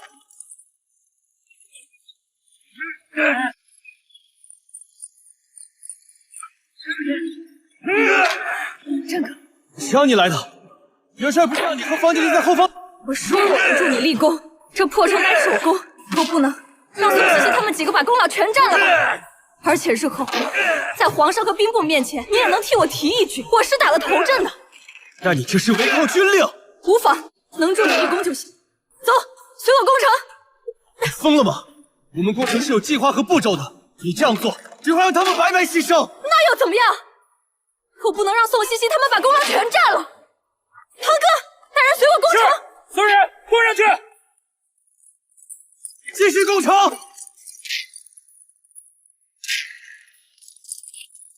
给我冲上去！快上！上！全都给我上！让你的人都下来！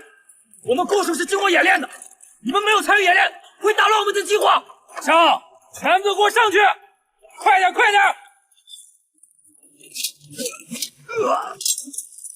快点！怎么回事？快阻止他们！厉将军，攻城是最危险的，我的兵都具有牺牲精神，他们为了收复南疆，不畏犯险。你现在让我叫他们回来，那就是影响士气。你懂不懂打仗？非全家军威的全部下来！都给我冲上去！冲上去就有了军功，有了军功便能获得赏赐。下来！全家军都给我上去！把非三角军的都撤下来！你要干什么？我在救你的命！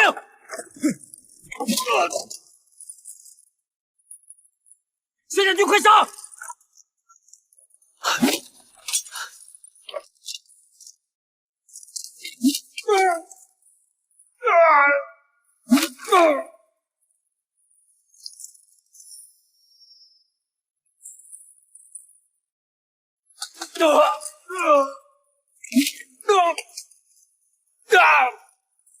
疯了！你害死他们了！我也都是为了帮你啊！而且他们既然上了战场，那就做好了牺牲的准备。他们就算死了，朝廷也会抚恤他们的家人。我有什么错？他们用不着牺牲。宣甲军主力攻城，我们辅助。你就算跟着我，你也可以让他们去装石头，而不是让他们去送死。哭，就知道哭，滚一边哭去！战哥，你会后悔。我一定要抢走宋茜茜的功劳。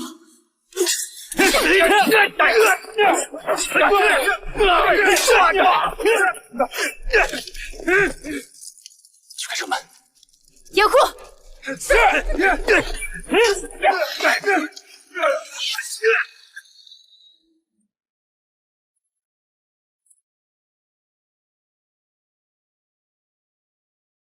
冲！是。给我冲！堂哥，给我冲！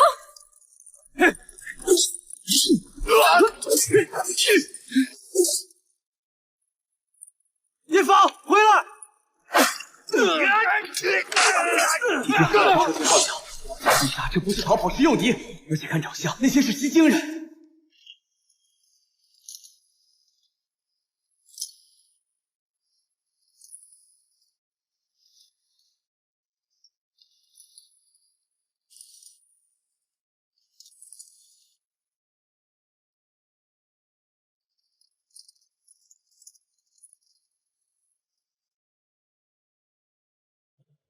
不要出现！所有人给我抓一放活口！是。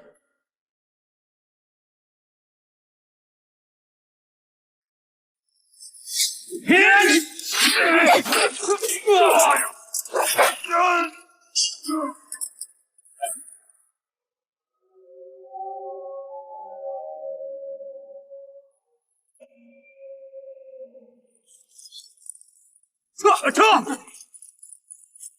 肯定有问题，给我追！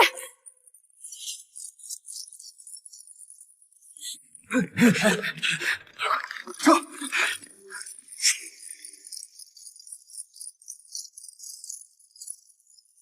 鱼儿上钩，传令下去，西京全军撤出南疆。是。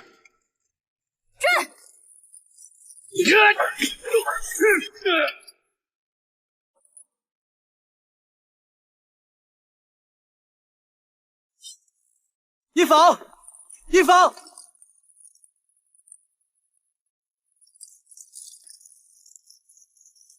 元帅，元帅，是否要追过去，防止他们屠杀平民？苏兰奇不会，但是维克多。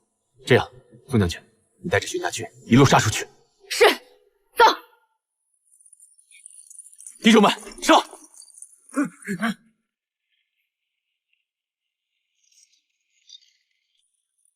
快跑！快跑！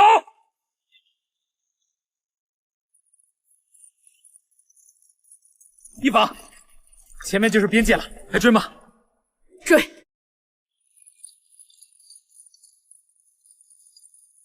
给我追！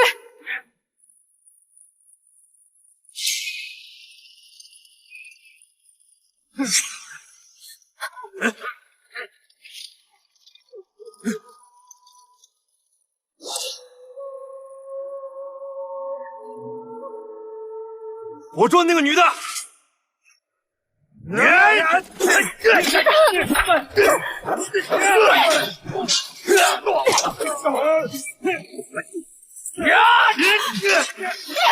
不要！你说过祸福与共，但是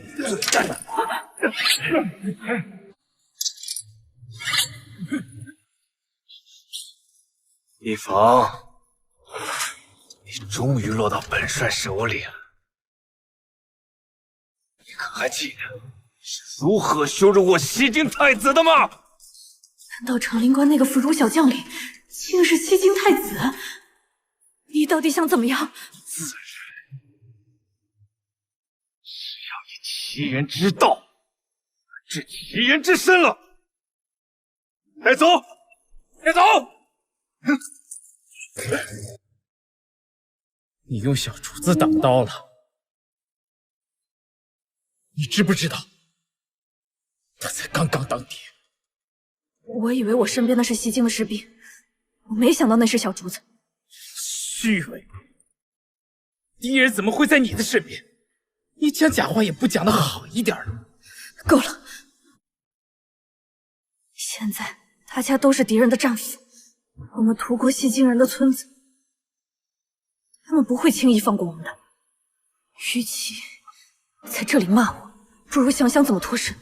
屠村是你下的命令，是你说有将领藏在居民里，是你说有士兵伪装成百姓，是你下令的杀无赦。我只是让你们杀几个人，把将领逼出来而已，也没有让你杀那么多人。易将军，没有你的命令，我们怎敢屠村？是啊，是你说西京人屠杀我们的百姓，所以才让我们屠村为百姓报仇的。结果后来才知道，他们根本没有屠杀过我们百姓。如果易将军真这么心安理得，又怎会让我们闭嘴？你难道不知道自己在杀良冒功？还想不承认？敢做不敢当，孬种！连宋将军的一根手指头都比不过。什么杀良冒功？战争本来就是残酷的，我们的百姓难道就没有因为战争死过吗？再说了，他们西京人算什么无辜良民？他们与我们几十年的边线之争，起过多少干戈？是我平定了战争，也是我签订了和平的条约。死了几个百姓，他们能换来两国的和平，那是他们死得其所。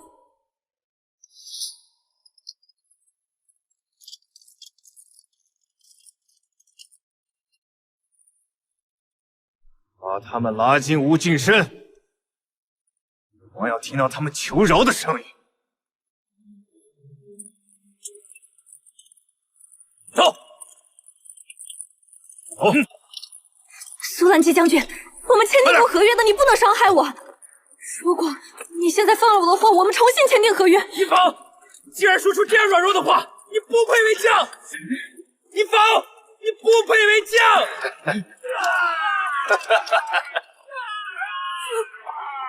苏将军，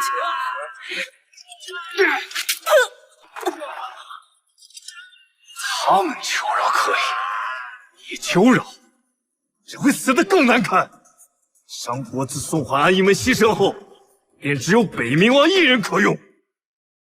但皇帝是瞎了眼了，竟然会用你！你是有何战功啊？不过是一个贪功而滥杀的畜生！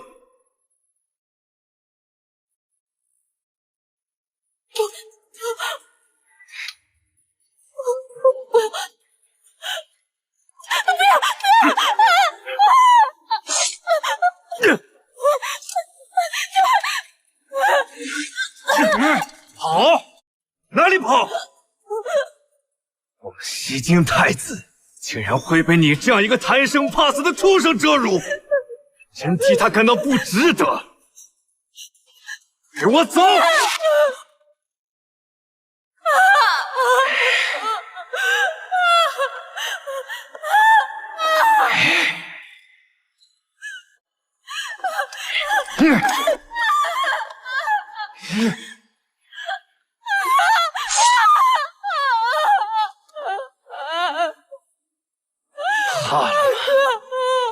这才仅仅是个开始。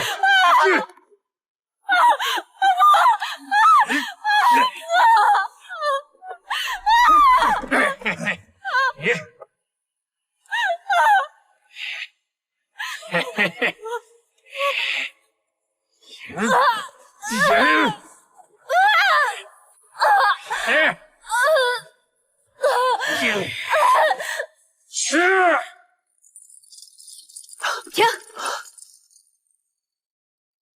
东辽国人已经撤离出我商国边界，停止追踪。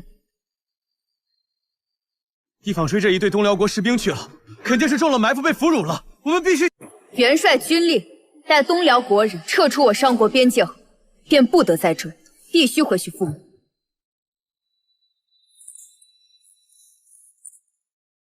苏西西，一坊被俘虏了，你却不去营救，你什么意思？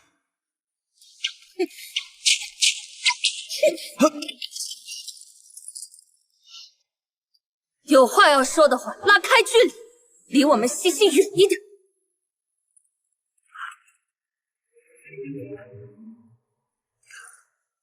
已经找了快2日了，一坊他坚持不住的。我知道你恨他，能找到他，我们一同向你赔罪。与私人恩怨无关，玄甲军不能再往前走了。苏西西，我已经低声下气求你了，你还想怎么样？你低声下气了不起啊！让玄甲军陪你去草原，遇上西京军队或者部落，是你打还是让他们打呀？你什么身份，敢跟本将军这么说话？笑话！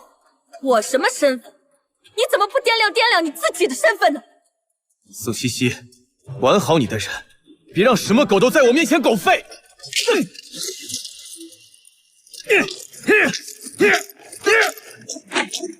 他妈的，老子早就想揍你了！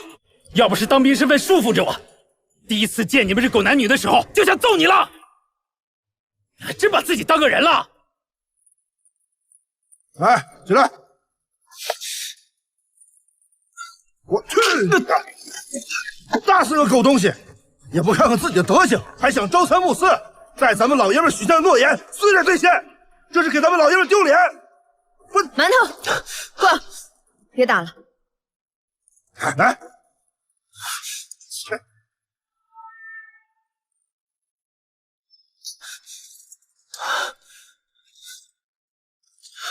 打够了吧？现在可以去找一坊了吧？战北望，且等着吧。不是在草原，是在山上。10万的西京士兵正在山上等着，他们要讨回一个公道。我们只能等。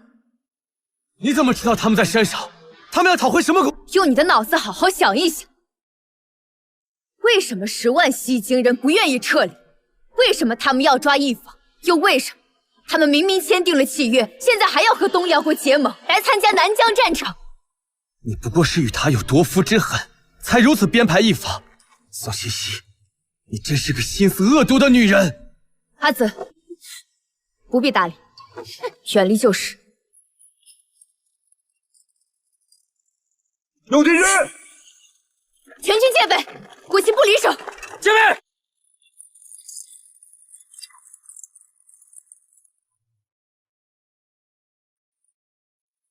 你们把一坊带到哪里去了？宋将军，能否单独谈谈？可以。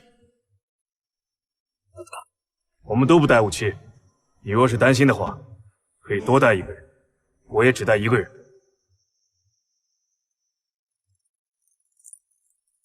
你跟我去吧。桂儿。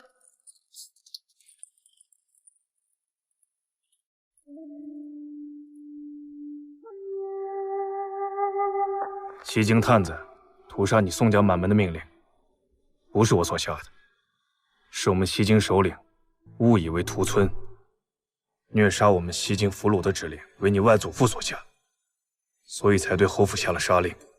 此事虽然为一坊所为，有错在先，但我还是要为西京探子所做的一切向你致歉。你在胡说什么？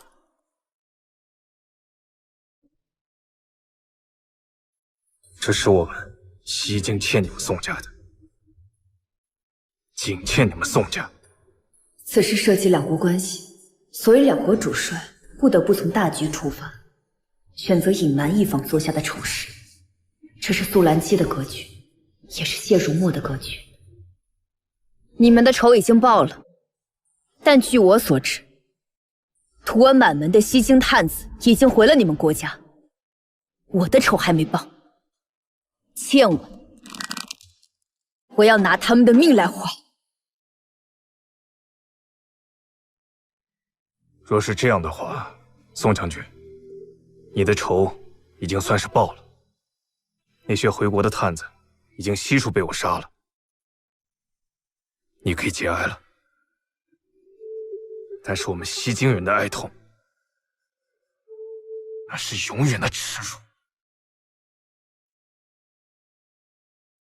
我没有办法替谁给他道歉，但就这件事情，相信也是我们商国所有知情之人心中的痛和耻辱。宋将军，你刚才这句话，对我，对我们太子，对我们整个西京皇室，都意义重大。我们都有不能和解的痛，但为大局着想，也只能忍痛和解。想知道你夫人曾经做过什么吗？上山去吧。他们如今的现状，便是他们曾经所犯下的罪孽。走。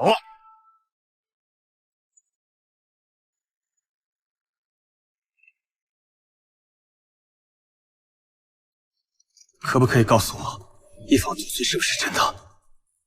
等你见到一方，可以亲自问他，苏兰姬不会杀他的。如果一方所吞的事情是真的，那么宋家灭门，间接就是一方导致的。要救一方，带上你的心腹上山即可。万一西京人山上埋伏，将军可否同玄甲军与我一同前往？不必，苏兰姬已经撤离，你们是安全的。还真是不顾我的死活了，你的心思可真是钢铁。我的兵，跟我走。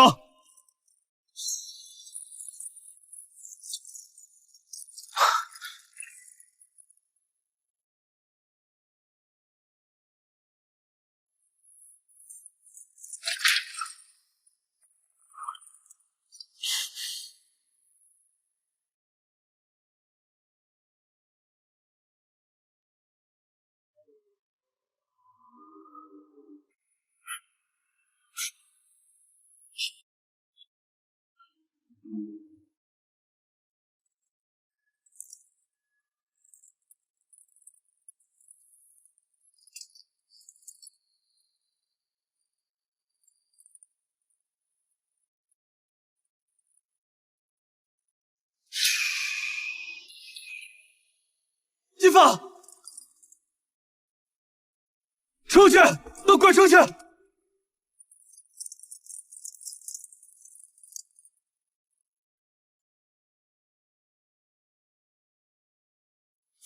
万一西京人山上埋伏，将军可否同玄甲军与我一同前往？不必，苏兰姬已经撤离，你们是安全的。原来他之前叫我带上心腹上山，是他一早就知道。想要给一方分体面。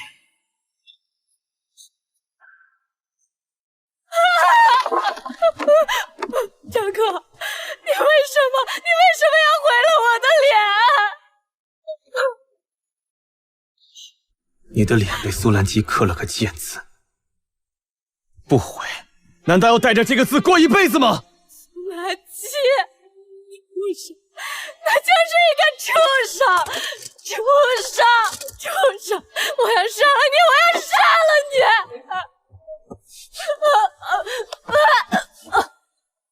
你告诉我，和西京人签订条约，是不是你用西京太子胁迫他们？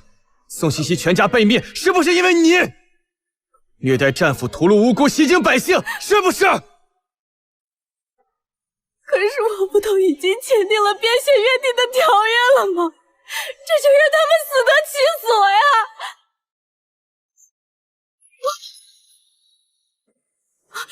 战哥，我相信我们上国的百姓都是愿意牺牲自己换取和平的。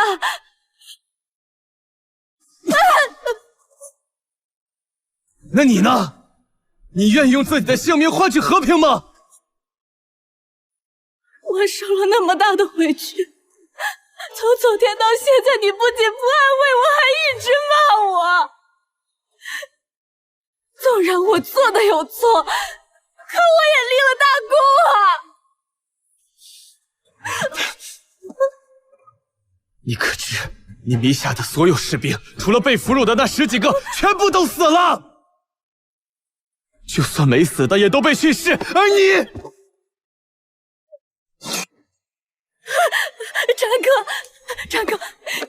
战哥，你是不是以为西京人他们玷污我了？没有，他们只是扒了我的裤子，我的清白还在。你相信我，我还是清白的，战哥。可笑，为了你，我竟然抛弃了西西。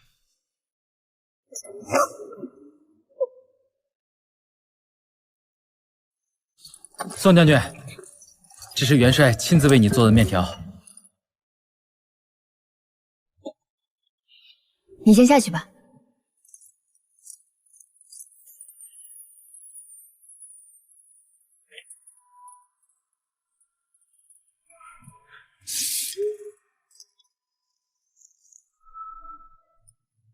吃饭呢？够不够？不够，还有没？那不是多余味吗？哦。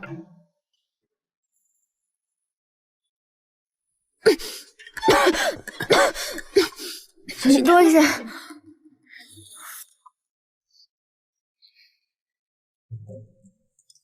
他们的目的是一方和那些曾经参加屠杀的士兵。我早就知道，提前安排他在后方，但你自己攻不上去。元帅也算是护过一方了。架不住他自己想死。一方是一个毫无底线的人，苏兰基对他没下死手，是想让他不堪受辱自尽。但你觉得一方他会自尽吗？他那日的丑态，军中很多人都看见了，相信用不了多久就会传入京城，就看他扛不扛得住了。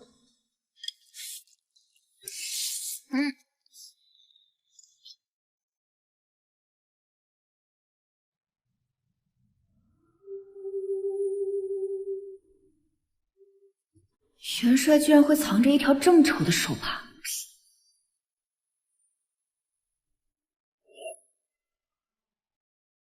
这是西西幼时第一次做女工所绣，若是北冥王不嫌弃，就拿去留下吧。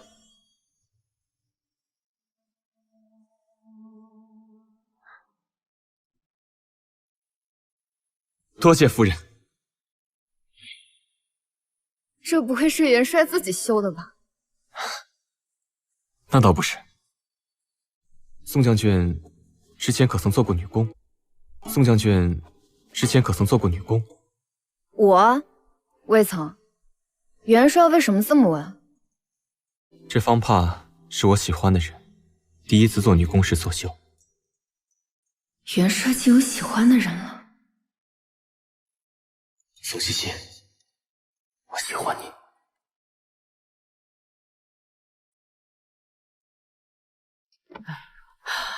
夫人，哎呀，夫人，南疆传来捷报，这民间传言，北冥王麾下有位骁勇善战的女将军。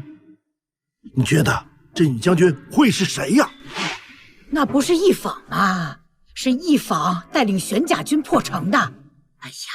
我吃斋念佛，终于等到北望和一坊立功回来了。是啊，我们将军府总算要有出头之日了。老爷，我们举办个茶宴，请朝中官员的家眷来聚一聚，提前拉好关系，等他俩回来得了实职，在官场就一帆风顺了。这个。老爷，你这是？夫人，咱们府中可没有再多的银两啊。那就借。等他俩回来，用陛下的赏赐还债，还不绰绰有余。对，行，我就豁下这张老脸，再去借一点。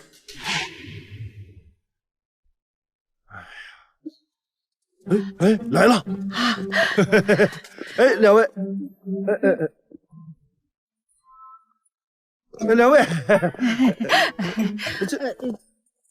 这到底怎么回事啊？我怎么知道啊？嘿，这将军府老夫人的茶会，2位兵部尚书的夫人都没有出席。莫说是侍郎夫人，就是兵部侍郎，哪怕任何一个兵部官员的家眷都没有出席。这意味着什么？这就意味着那位女将，只怕不是一坊将军啦。公布立功名单啦！大家快来看看呀！快！我就不信这宋茜茜能去战场立功。她要真有这个本事，早就去战场了，还用得着嫁到我们将军府伺候我这个老太婆吗？可那名单上根本就没有一坊的名字，就连北望的名字都排到了最后啊！你说什么？夫人！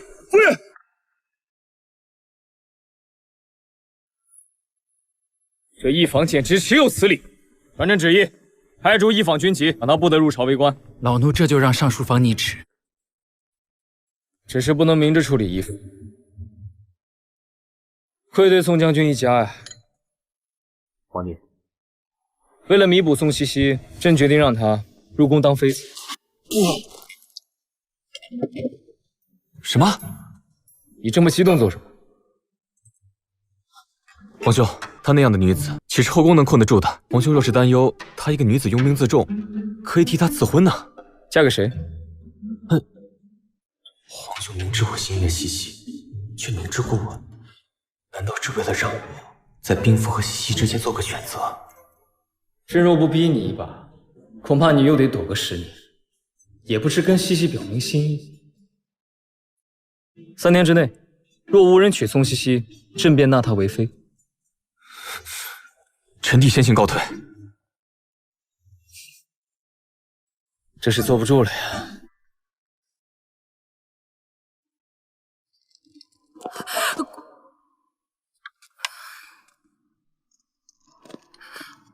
经此一战，北冥王和姑娘再度重逢，说不定也是夫人在天之灵的指引。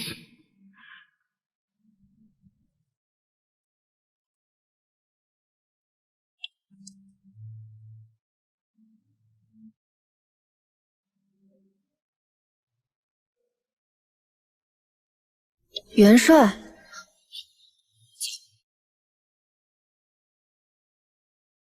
想不到元帅打扮一下，竟然还是个美男子。这里不是战场，不必叫元帅。王爷，皇上说想要纳你入宫为妃，你可愿意？什么？我一直拿皇上当兄长一般对待，他怎可能纳我为妃？若是不想抗旨，答应与我成亲可好？啊？王爷，皇上无非是怕我一个女子拥兵自重，王爷若是娶了我，恐怕也要被皇上忌惮。王爷这般聪明的人，怎么会想娶我？若此时告诉他我倾慕他虚情，怕是会吓着他。还是培养些感情再说吧。皇上也要给本王赐婚，奈何本王也不喜跟陌生人相处一生。恰好宋将军也被迫入宫，不如你我2人联手，方可解燃眉之急。可王爷不是有意中人吗？直接求请皇上让你和你的意中人成婚，岂不更好？本王的意中人已经嫁人了。不知是哪位女子，见得王爷如此厚爱。她并不知本王心意，也只是本王一厢情愿。在上南疆战场之前，本王曾向他母亲求娶她，可是他母亲并没有看上本王。现如今她已经嫁人，至于她是谁，病不好再说。王爷所言甚是，女子的名节最为重要。若是她已嫁人，确实不适合再被王爷挂在口中。是啊。宋茜茜，给个答复，有什么问题，本王一力承担。可我已经合离一次，若是再被休，或第二次合离，本王不会休妻，也绝不会合离，除非丧偶。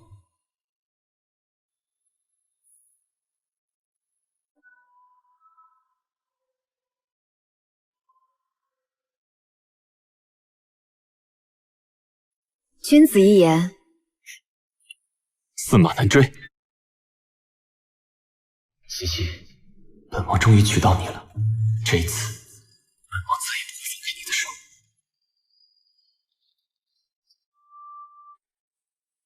为了娶宋茜茜，你竟甘愿放弃兵符？皇兄，臣弟心仪她已久，您不是不知道。那需要为你们赐婚吗？多谢皇兄。赐婚，茜茜已嫁过一次，不希望她成为风口浪尖。你母妃素来爱面子，恐怕不会接受茜茜二嫁父的身份。加上长公主素来喜欢欺压拿捏你母亲，既然茜茜要嫁给你，必然也要融入这其中复杂的关系。这日后怕也会出现在风口浪尖，受尽欺负。皇兄大可放心，臣弟的心腹没人敢欺负。臣弟告退。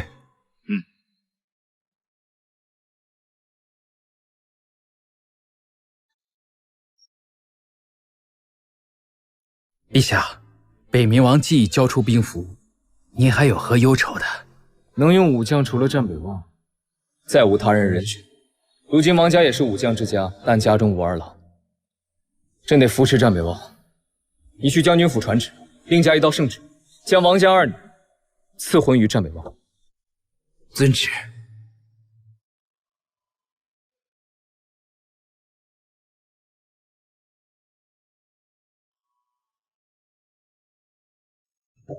臣谢过皇上。战将军、义将军，接旨吧。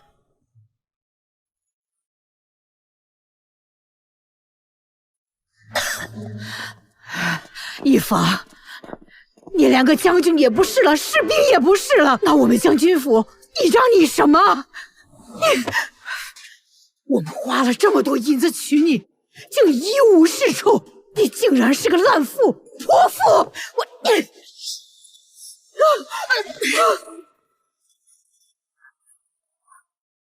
你要是再敢胡言乱语，休怪我撕了你的嘴！岂有此理！你竟然目无尊长，还敢殴打婆母，你这是不孝！不孝之女！我们将军府到底是造的什么孽呀？竟然娶你这个祸害精，连累北望没了战功，还得娶王家那个弃了的二嫁妇。要是茜茜在，我将军府怎么会成这样啊？好了。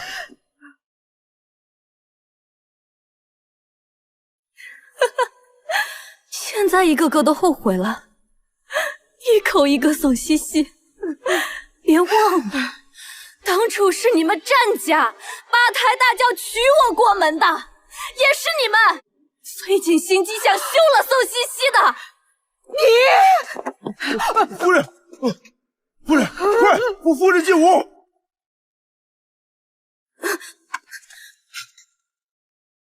你当真要娶王家那个二嫁夫？够了，这是陛下的旨意，我不能违抗。什么陛下的旨意？什么陛下的旨意？狗屁的旨意！当初你我一同对付宋茜茜的时候，你就是这么说的。现在我遭了报应，我被开除了军旗，被不能再入朝为官，但你呢？为什么你没有遭到报应？为什么你还能入朝为官，还能再娶新妇？够了！可是娶了你，就是我的报应啊！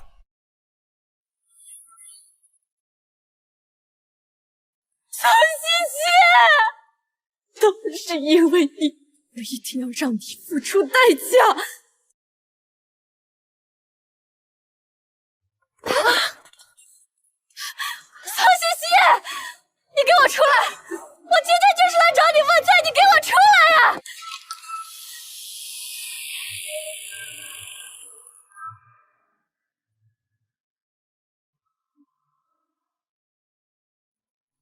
这一把怎么还有脸来宋将军府？不服从军令，败给了宋西西，就被当成俘虏被侮辱。我要是他呀，都不好意思出门。大家说是不是啊？就是。你们胡说！你们胡说！不许再说！不许再说！不许再说！你们不许再说了！是宋西西，是他宋西西，恨我抢走了战北望，所以故意勾结新晋主帅苏兰基，让他折辱我，是他，都怪他。是你害得我们夫妻反目，让我毁容，也是你害得我被开除军籍，让战家人嫌弃我。战北王他现在宁愿娶一个二下妇，也不愿意碰我。一房，你至今都觉得自己没错吗？我何错之有啊！宋西西，他们都说你是功臣，可你见死不救，你不配为将。你就任由苏兰七把我俘虏，任由他们折辱我是吧？宋家满门忠烈，我呸！来人，将这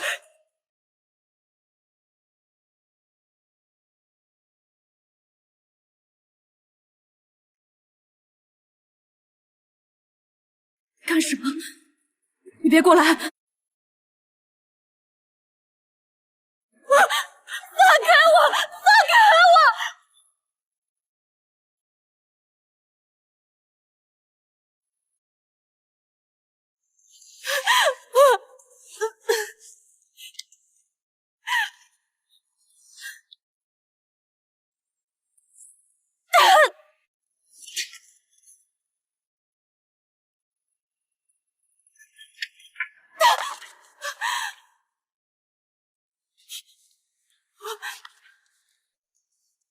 他叫宋天，是我大哥的亲儿子，11岁，文武全才。这是我祖母，我母亲，我大嫂，我二嫂。这是我的侄子，他叫瑞儿，也是我宋西西最小的侄子。他才5岁，就识字懂兵法。你疯了！你带我来这里干什么呀？我和他们又无冤无仇的。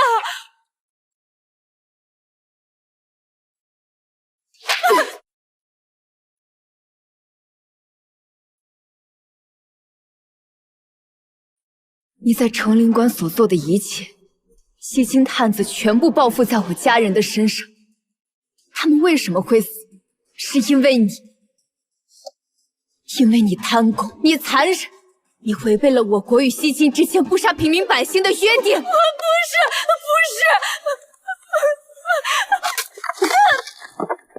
你知道他们是怎么死的吗？你知道他们是怎么死的吗？他们每个人身上都被砍了108刀。为什么是108刀？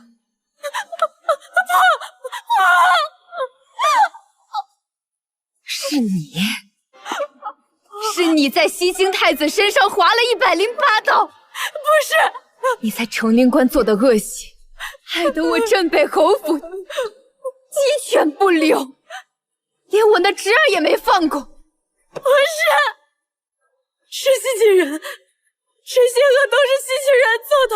你们家人都是西晋人杀的，跟我没有半点关系，跟我没有半点关系。他小小的身子，从娘胎出来就熟，也是嗑药养着，108刀，身体都砍烂了，流了一地的血，整个镇北侯府无一处不是血腥。这一切都是你造的孽，一方。你说我恨不恨你？那些人根本就不是平民，他们窝藏士兵，我没有错。你的家人是西晋太子杀的，跟我也没有关系，没有关系，没有关系。我无早就是像你这样怕的。他想保着点孩子，他想护着他，可他身中了数刀，实在不愿咽气，就这样在地上爬着。爬向他的孩子，血流了一地，最后他倒在他孩子身旁。你说我恨你，是因为你夺走了战北王，和我的家人相比，他战北王算什么东西？幼稚至极，是灭门之仇。因为你做的事情，事关商国的耻辱，我侯府灭门无法昭告于天下。我的父兄牺牲在南疆战场，为的就是护着这个商国，所以我忍。可如今，你竟然不知悔改，非得找上门寻死。如今，那我就让你挫骨扬灰！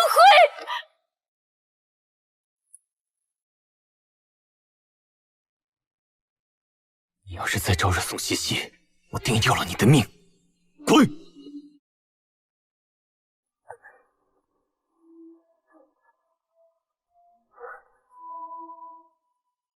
西西，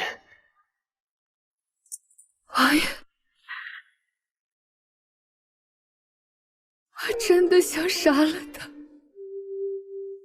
与其杀了他，不如让他生不如死，岂不是更好？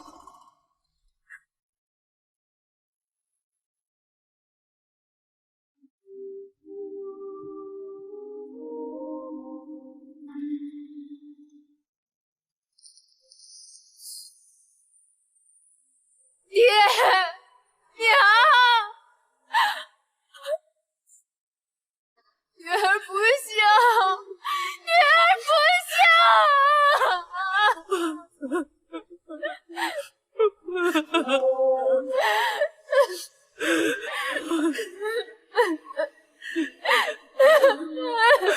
西西。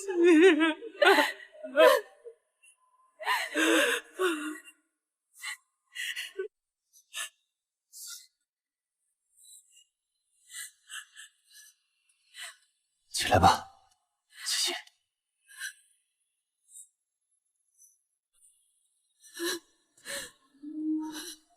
西西。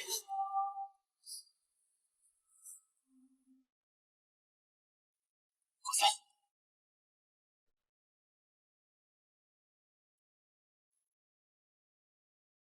说他娶的是意中人，想必会对他更好吧？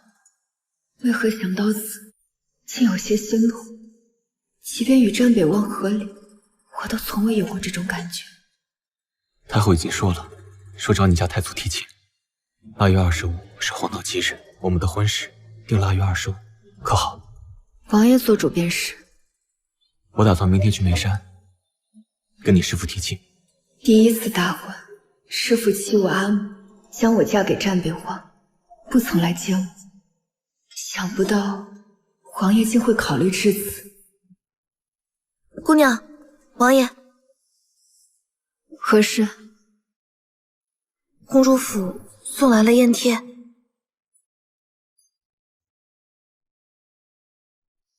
长公主特邀您去她的寿辰，莫不是要为难姑娘？夫人生前处处被长公主针对，如今特邀您，肯定不安好心。明日你与我一同去眉山即可。王爷，你去眉山，我去敷衍。你可知，长公主是全商国最难对付的人，就连我那嚣张跋扈的母妃，都要忌惮她几分。你一人前去，指不定她要如何待你。我必须要去敷衍，毕竟我还有账要与长公主算。好，你若是要去，本王陪你。王爷，我与师父的嫌隙还需要你去眉山化解，婚期在即，拖延不得。王爷只需信我。好吧，此次赴宴，若我母妃针对你，你也不必客气。你我婚事，她做不了主。若长公主当众为难她，就有劳西西照拂一二了。西西定当不负所托。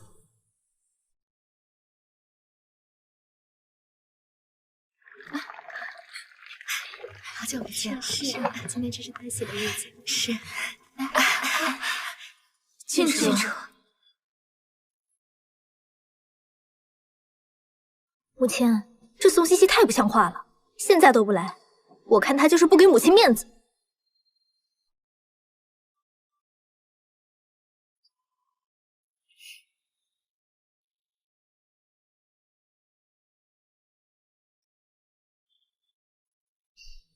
姑娘，我们为何不直接进去？自然是要看看这个长公主要演什么。见过长公主。戏要开场了。放肆！你是何等贱民，也配与我同坐？佳怡，怎么对战老夫人如此无礼？战老夫人，听闻你的身体不太好，如今可好些了？谢谢公主关心，臣妇好多了。谢谢长公主。你年纪与本宫相仿，怎的身子会如此差？听闻您以前的儿媳妇日夜照顾你，如此说来，也是个孝顺之人。长公主这时提起宋茜茜，莫不是要替她出头？母亲，这孝顺是做给别人看的。这宋茜茜与战将军和离后，竟连前婆母的死活都置之不顾，何来的孝顺？姑娘，这长公主是要带头编排坏您名声的。沉住气，我这未来婆母还没入场，这好戏还在。是，可不就是仗着自己的军功，便没把人放眼里了吗？这般忘恩负义的人，自是人人唾弃。战老夫人，我听闻她之前娘家惨遭灭绝时，是您在无微不至的照顾她，您倒是心疼您儿媳妇儿，可惜啊，人家压根儿就不领你的情分。看来长公主不是给宋茜茜出头，而是与宋茜茜有私怨。哎呀，长公主见笑了，有时候真心未必换得了真心，我待她一场，无愧于心，便是足矣。惠太妃驾到！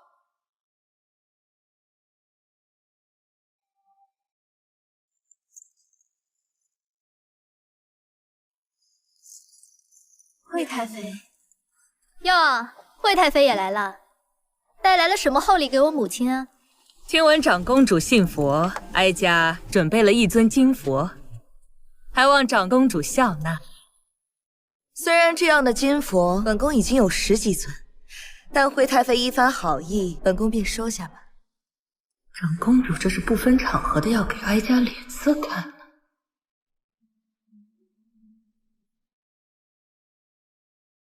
如今木儿收复南疆，也是不世之功。这陛下又赏赐了诸多良田商铺，可木儿如今也未谈及婚嫁，哀家这里倒有一个人选。要是木儿与他成婚，那定是一段佳话。就不劳长公主费心了，这木儿啊，打小就是有主意的。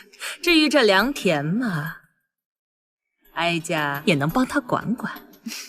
这全京城，谁不知你惠太妃只知吃喝玩乐、穿金戴银、恃宠而骄？此事交于你，怕是有所不妥。本宫好歹也是木儿的姑姑，这北冥王妃一直空缺，理应帮木儿长长眼，总不能让像宋茜茜那样的人钻了空子。是啊，惠太妃，你可得看清楚些，千万不可找宋茜茜那样的儿媳，还善妒又不孝，所以呀，被我们休出了将军府。你放肆！战老夫人，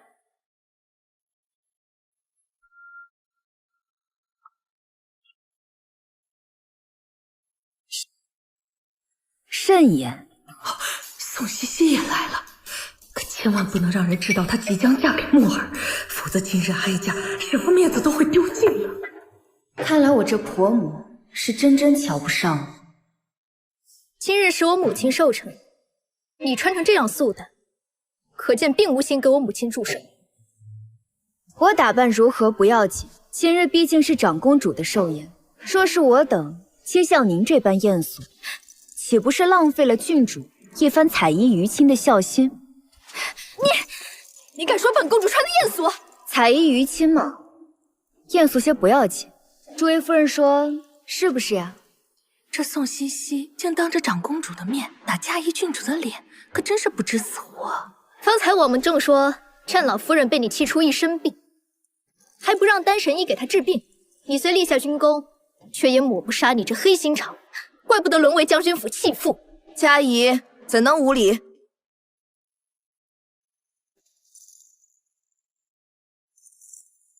怎能哪壶不开提哪壶？茜茜，她是被本宫宠坏了，你可别跟她一般见识。长公主放心，我自然不会跟无知的人一般见识。要是我顺了长公主的意，说不定我们将军府能靠着长公主飞黄腾达。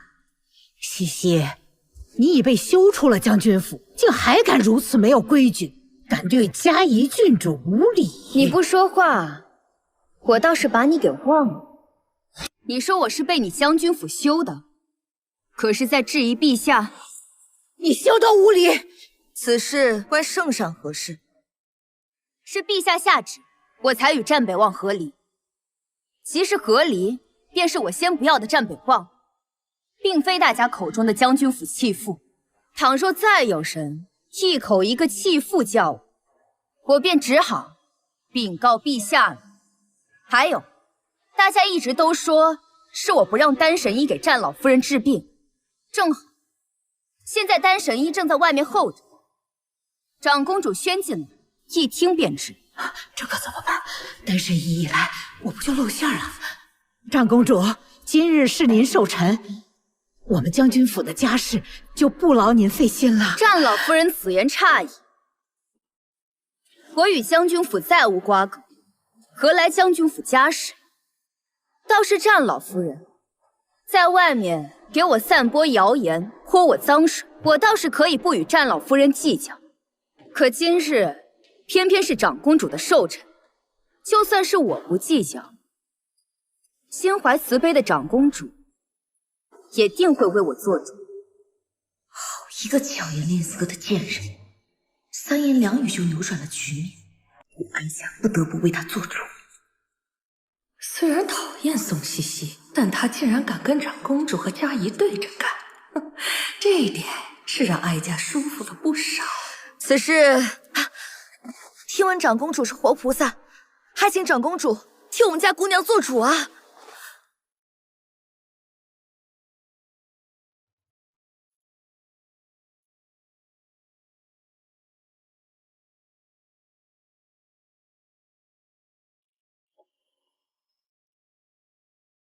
宋茜茜，你简直和你那贱母一样，生来就是给哀家添堵的。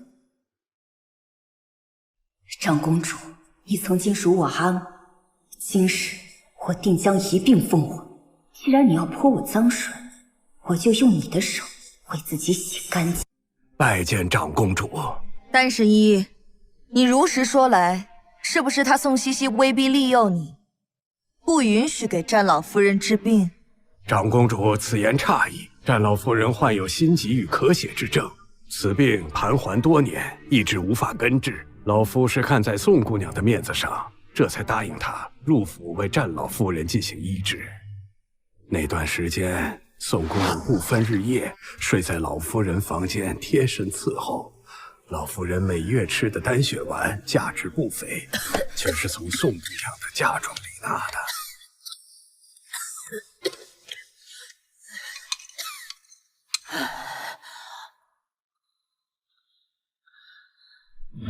可谁曾想，战北望将军打了胜仗回来，竟然仗着赐婚圣旨，联合将军府要把宋姑娘休弃出门，贪图她的嫁妆。此等家风人品，老夫甚是瞧不起。所以老夫决定，断然不会再次登府给战老夫人进行医治。这将军府竟是如此门第，真是不知廉耻，竟然还有脸传遍京城，说自己是受害者，大胆！战老夫人，你竟敢散播谣言，你可知罪？长公主饶命啊！即便如此，她宋茜茜也是二嫁妇。世人皆知，婚礼当天，战北望将军出征，回来便休妻娶妾，所以时至今日，宋姑娘仍是清白之身，再嫁做人妇也未尝不可。这战北望竟然连宋茜茜一根手指头都没碰，恐怕这战老夫人要毁心肠子了吧？如今一坊和即将嫁入将军府那二嫁妇，哪里比得上宋茜茜呀？长公主殿下，此地乃女眷之处，老夫不便多有逗留，先行告退。不行，若不赶紧收场，这个贱人肯定要将祸水引到本宫身上。此事作罢，你起来吧。是，长公主。这怎么就此作罢了呢？将军府实在是欺人太甚。他日西西入了我北冥王府的门，大家定会好好照顾他。哦，惠太妃不是不承认这桩婚事吗？怎么反倒自己的？他日西西入了我北冥王府的门，大家定会好好照顾他。哦，这京城名媛众多，墨儿竟然看上了这和离府。哎呀，多嘴！他们的婚事我反对都来不及，怎么由得我来公开呀？看来是我这未来婆母口误了，果然如王爷所说那般不着调。宋将军府当中的妻妇，竟然可以嫁给收复南疆的亲王，成为有权有势的王妃。北冥王要迎娶宋茜茜，虽然她立过军功，到底是个二嫁呀，她怎么配？惠太妃，你素来要强，事事争个第一，总说墨儿如何出色，如今竟要娶个和离妇。我估摸着这个消息传出去不到半日，你就会沦为整个京城的笑话。倒是嘉仪郡主竟然如此没有礼数，竟敢随意非议长辈。他这是在帮哀家出气呢。宋茜茜，你有什么资格教育我？你也不掂量掂量自己的身份，和离弃妇，凭什么嫁给我表弟？你识趣的，赶紧从哪里来回哪里去，别在这里丢人现眼。是啊，我一个和离妇，一能上战场杀敌，二能嫁入皇家为亲王妃，是多少人几辈子都修不来的福气。嘉仪郡主应该是很羡慕，很嫉妒我今日来是给长公主祝寿的。嘉仪郡主若是再阻挠，丢的可是你母亲长公主的名声。臣女给长公主献上寿礼，祝长公主寿比南山。这贱人，该不会还有什么后手要对付？宋姑娘有心了，来人，收下寿礼。宋茜茜，你这该不是从大街上随便买来的一副吧？即便是大街上随意买来的一副，也是臣女的一番心意。正如我父兄牺牲的时候，长公主送给我母亲的一尊传承的贞节牌坊，不也是长公主的一番心意吗？啊，传承的贞节牌坊，这得是多恶毒的诅咒啊！这是要他们家女儿世代的守寡呀！惠太妃，事情不清楚，你在这胡说什么呢？你看见本宫赠送宋夫人传承的贞节牌坊了吗？这是有还是没有？宋茜茜，本宫与你宋家无冤无仇，你为何在诸位命妇面前诬陷本宫？那贞节牌坊你倒是拿出来啊！拿不出来就是诬陷攀咬本宫，本宫定要治你的罪。既然如此，这便是我送给长公主的第二份礼物。来人，呈上来。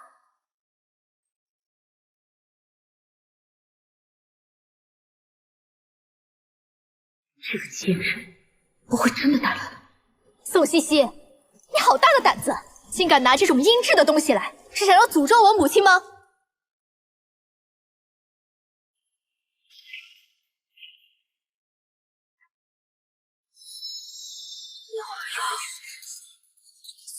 我父兄继世，长公主将此物赠予我阿母，可是为了报复我阿父拒绝娶你，此生只娶了我阿母一人。长公主心里不平所送。放肆！你这话阴阳怪气的，是要逼着本宫承认吗？什么损阴质不损阴质？我看到是你们宋家损了阴质，所以才引致。引致什么？引致什么？我宋家损阴质什么？死在我宋家人刀下的不计其数，但那都是敌国士兵。长公主在京中过着太平日子，年年举行盛大的寿宴，这其中有我宋家人出的一份力。身为皇家公主，不念及牺牲将士的功劳，一口一句损阴质，这若是传了出去，还让商国士兵如何再敢上战场杀敌？你说什么胡话，扯什么国士战士？我看到是你，不是诚心过来给本宫贺寿的。长公主，臣女的确是诚心来给您贺寿的，只是这第二份礼物是物归原主。长公主若是不要，那便由臣女来做个了断。你到底要做什么？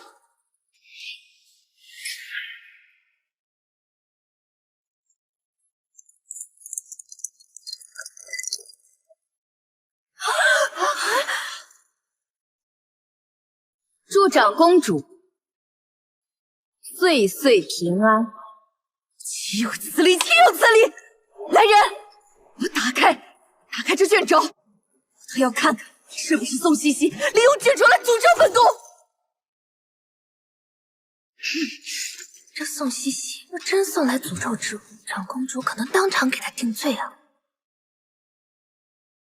此女竟如此嚣张，要是入了北冥王府，还不得把哀家吃了？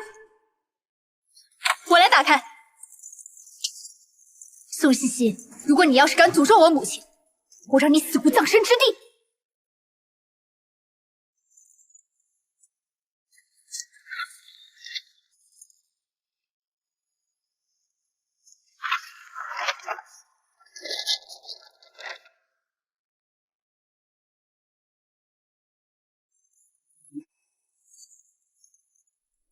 姑娘，真威风，总算给夫人出了一口恶气。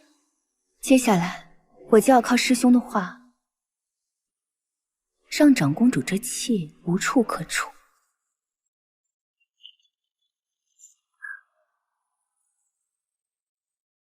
小女子曾见过先生画的腊梅图，画工同出一辙。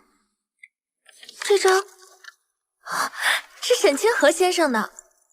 沈清河先生的冷梅图，那可是千金难求啊！竟不是诅咒之物，是沈清河制作的。他又是如何得到的？宋茜茜可真有钱呀！这画怕是起码1000两黄金才能买到吧？为了去一访这么个货，我竟然把财神爷给赶出门了！哎，不对，这不是沈清河先生的画，竟拿赝品来祝寿，你真拿得出手啊？赝品！宋茜茜，你竟然敢拿赝品来给我母亲祝寿，你真是低劣，送不起就别送了。竟然是赝品！哎呦，让我舒坦些了。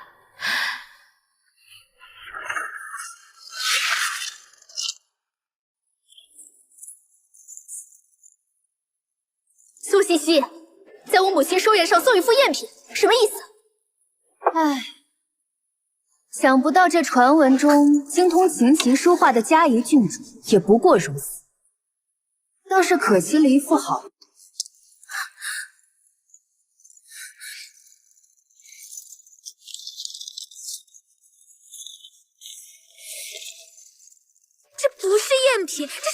品啊！太可惜了，太可惜了。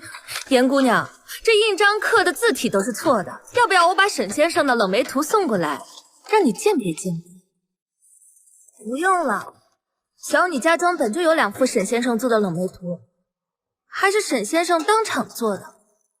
这2幅图所盖的印章，一张盖的是小篆，另一幅盖的是大篆。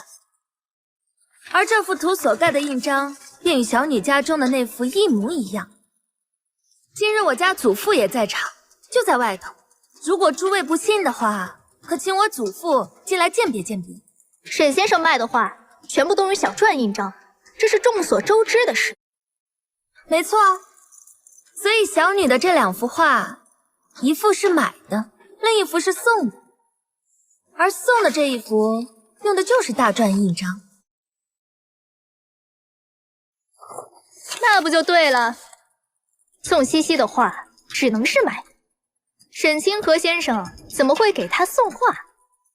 既不是买的，也不是送的，那这小篆印章又是假的。我知晓我师兄所做的画难穷，想着今日是长公主寿辰，便送上一幅。这幅画我师兄用了很大的心血，没想到就这样被撕毁。师兄？沈清河先生是你的师兄？师兄？沈清河先生是你的师兄？原来沈清河竟然是宋茜茜的师兄。对啊，我师出万宗门，沈清河是我大师兄，诸位不知吗？那这幅画是真的，居然被撕了，太可惜了。来人呐，请太傅。长公主，那小女便告退了。宋茜茜，你莫不是怕被鉴定是假画，传出去会贻笑大方，所以要落荒而逃了吧？堂堂公主嫡出亲女，皇家教养长大，出口皆是恶语，连我师兄的话都不懂得分辨便撕掉，如此武断粗鲁，传出去才贻笑大方。我宋家人磊落坦荡，倒是嘉仪郡主目无尊长，不把先帝嫔妃放在眼里，一口一句惠太妃，既不尊重人，也不遵孝义，不知你的父母是如何教养你的。宋茜茜，你是不把本宫放眼里是吗？也难怪长公主能在我父兄为国捐躯的事后，给我阿母送上传承贞节牌坊。行如此恶意诅咒之人，也教不出什么好所。宝珠，我们走。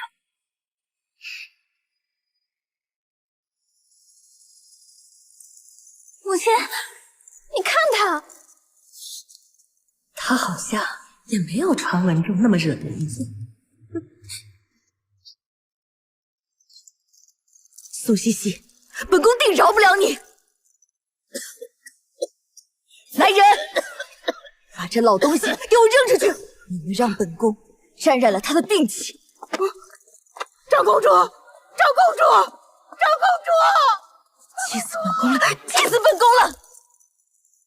宋茜茜能把长公主气成这样，也算是本事，本宫也得见见她。宋将军，宋将军，请留步。宋将军，惠太妃请您到府上来叙。臣女宋茜茜参见太妃娘娘。赐座吧。谢太妃娘娘。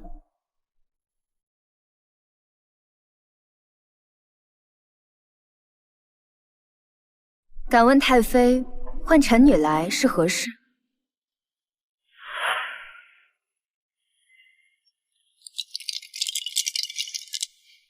这宋茜茜的确像墨儿说的那般粗暴，哀家不能硬来。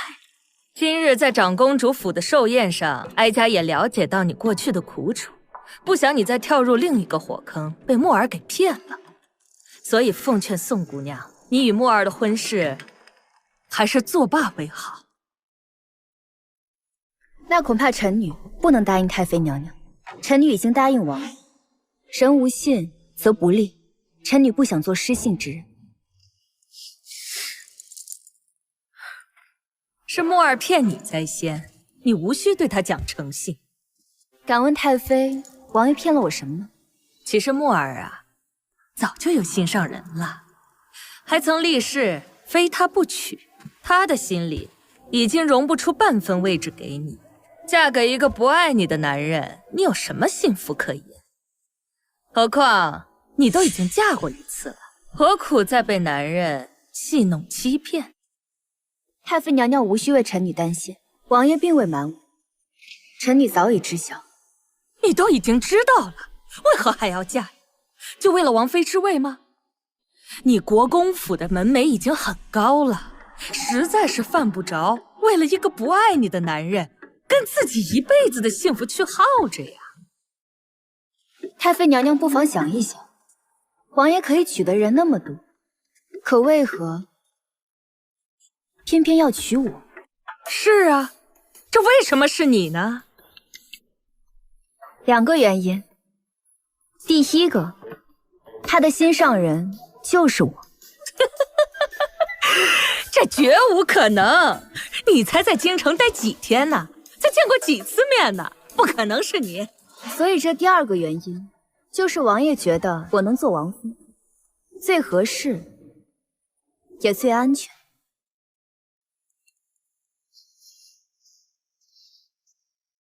怎么感觉被这丫头给绕进去了？可乔治越发觉得与木儿是良配呀。哀家会派人去金京楼给你定制凤冠，你择日去试试吧。那臣女就谢过太妃娘娘。果然如王爷形容的那般，我这未来婆母一眼就能看穿她的心情，真是可爱的很。那臣女就先告退了。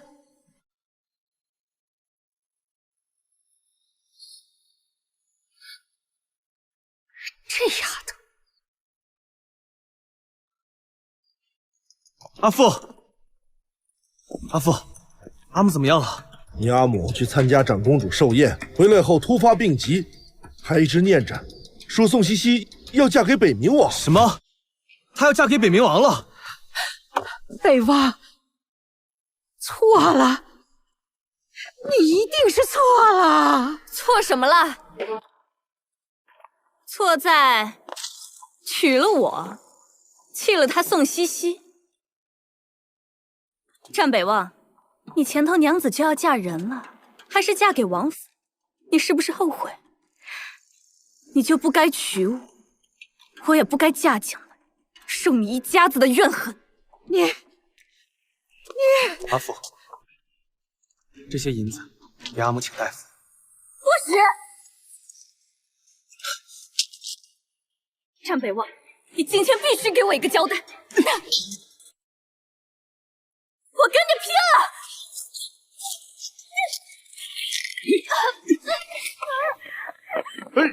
别打了，成何体统，成何体统啊！老夫人，老夫人！太叔公，见过太叔公。茜茜啊，太叔公老了，这宋家的族谱就交给你了。茜茜啊，你与北冥王成婚是不能成绝的，可国公府的位置不能没有。你可以在这里挑几个小孩寄养，通过品德和文采考试之后，递交给朝廷世子之位。你阿兄们本来都有子女，个个都十分出色，可他们跟他比，如何都比不上。这些杀手要是能对孩儿们手下留情，给国公府留下一点血脉。太叔公，别多想，伤身体。这事儿也不能急，再物色物色。宋氏家族若没有出色的孩儿，就不能成爵，就对不起你阿父的威名啊！太叔父，先进屋歇歇吧。不用了。那我送你。姑娘，姑娘，何事如此慌张？北冥王回来了，他还带回了。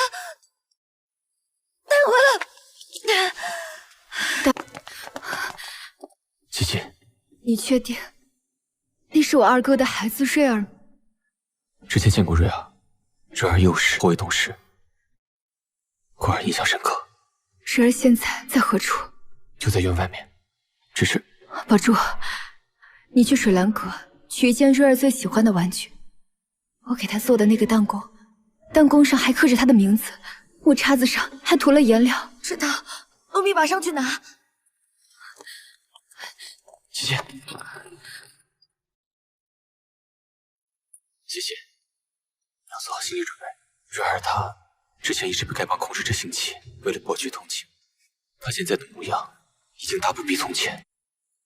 你莫害怕。还有一件事，她被毒哑了，如今她没办法说话了。如果你想等等，本王带她回本冥王府收集一番后，就现在。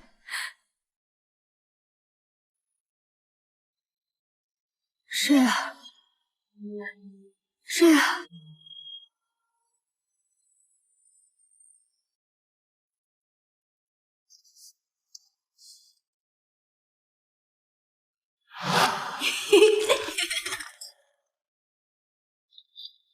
小姑姑，你看，这是我今天写的字，阿父夸我写得好。我们瑞儿真棒！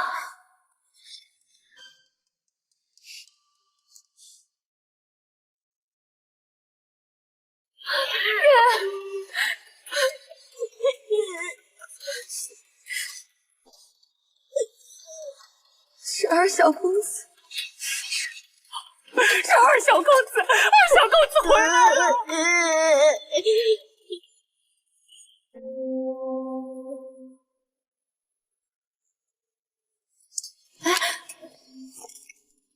瑞儿，你是不是有话对小姑姑说？我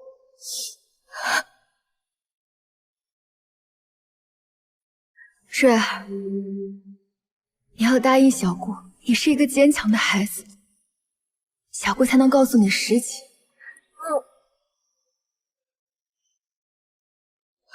你祖母、母亲，还有其他人，都像你阿父一样没了。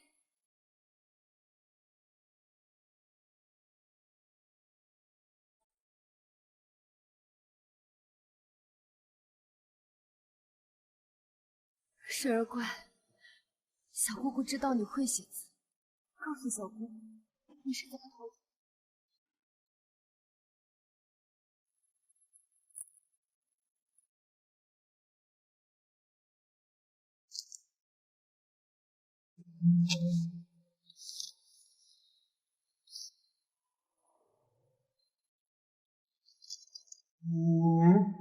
买冰糖葫芦。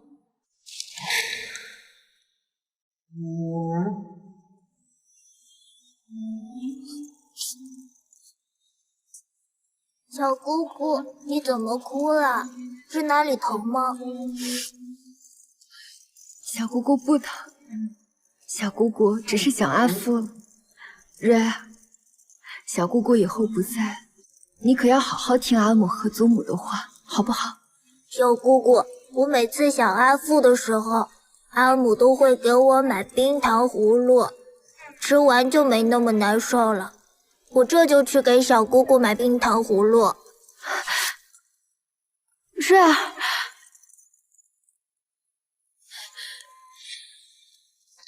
你是溜出去给小姑姑买冰糖葫芦，才逃过一劫的。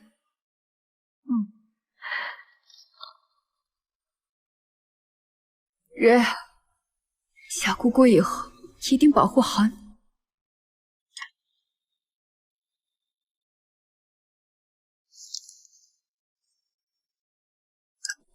瑞儿是男子汉，会保护小姑姑。瑞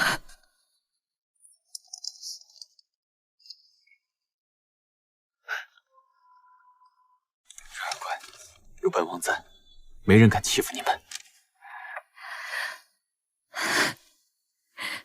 王爷是小姑姑心爱之人，日后瑞儿要叫他姑父，好不好？本王知道你是骗瑞儿，但本王依旧开心。本王也只喜欢你小姑姑一人。明明知道是骗瑞儿，但我却依旧开心。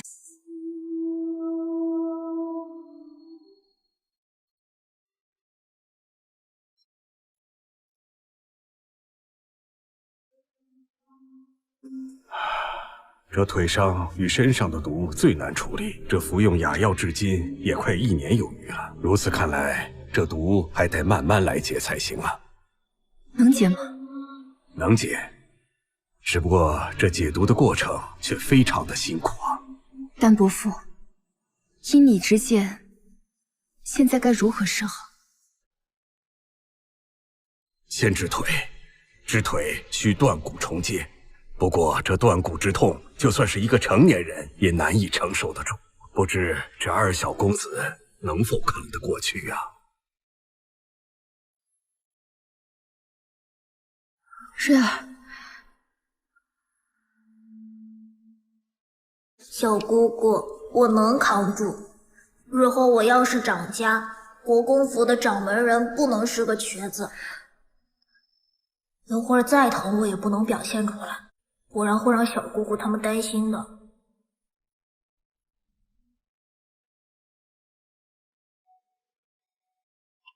好了，本王留在这里陪着瑞儿，你们几个先出去吧。男子汉之间的事情没你们什么事儿，对不对？既然王爷在此，那这断骨之事就交与王爷处理，如何？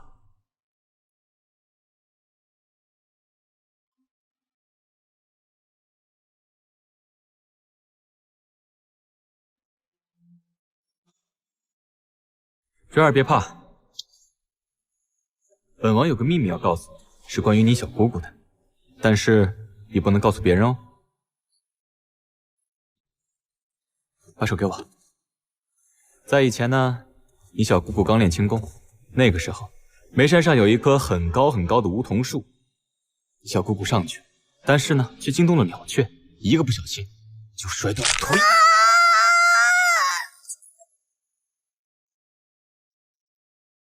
姑娘，二小公子会说话了。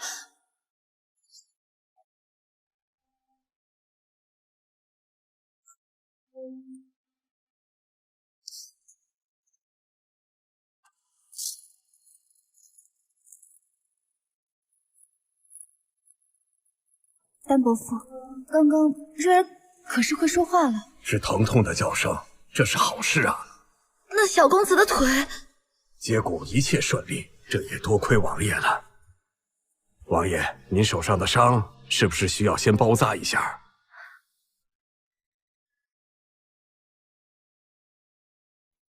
是瑞儿。放心吧，瑞儿很厉害，她都扛下来了，没用针风穴止痛，所以对腿部血流不会有影响。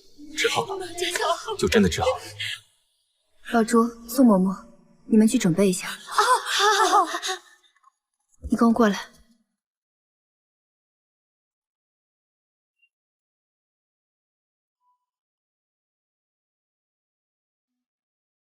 没事，只是一点皮外伤。怎么没事？这要是处理不好，是要发脓的。你放心吧。瑞儿意志力惊人，日后一定会康复痊愈。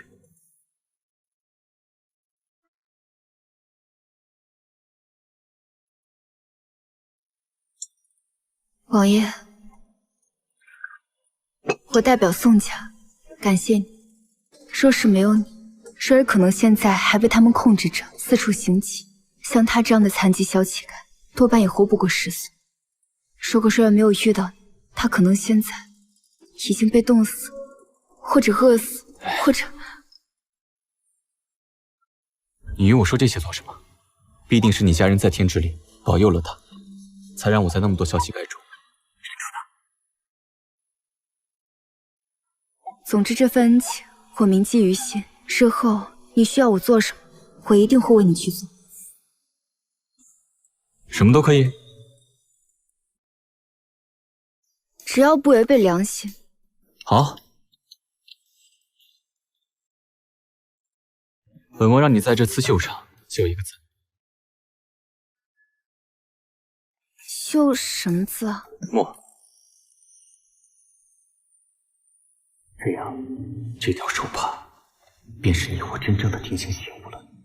说告诉王爷，我必须带着瑞儿一起生活，不知会不会让王爷为难？该如何开口？瑞儿是宋家唯一承爵，你我成婚后就将她养在身边，我们好好教养她，日后瑞儿必成大器。王爷，你为什么对我这么好？我待你好，难道不是应该的吗？你是本王的妻子，咱俩是要过一辈子的。这些话我听过一次，但下场大家也都知道了。琪琪，你需要拿我和他比？在我这里，只有丧偶，没有合理，更不可能有休妻。若是你不信，我用一辈子来证明。丧偶？或者，我以后走在你前头，怎样？那要不我们一起走？你今日说的这些话，我都记在心里了。若是他日你违背今日之言，那你师父必定饶不了我。对了，王爷此去眉山，师父他怎么说？他说要昭告整个江湖，要加爱徒。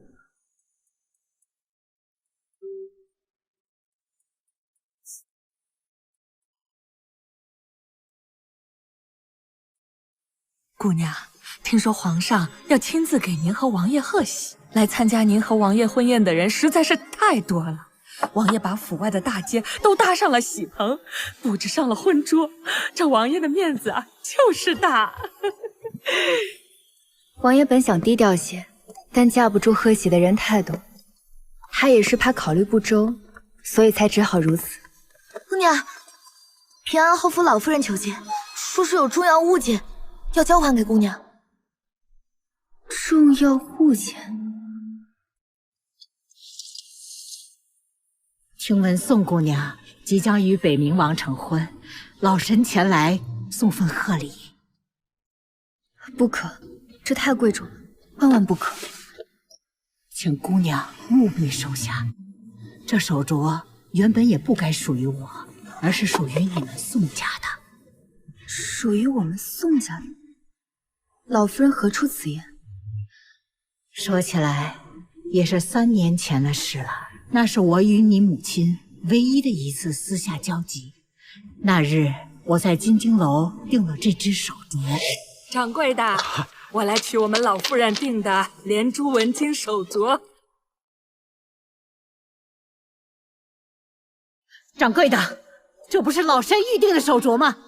你怎敢拿给他人？平阳侯夫人，这手镯呀，宋夫人已经付完全部银子了。是老身预定在先，也是按约定日期来取。你们金晶楼是觉得我平阳侯府好欺负吗？不是，这既然是侯夫人的镯子，那便还给侯夫人吧。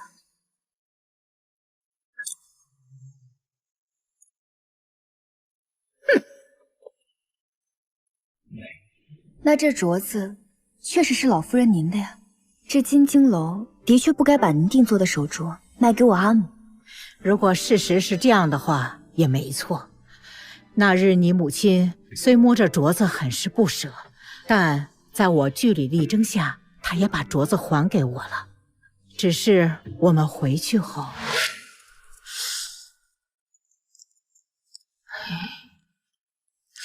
这不对呀！有何不对呀？老身定做的手镯是5颗宝石，这可是6颗。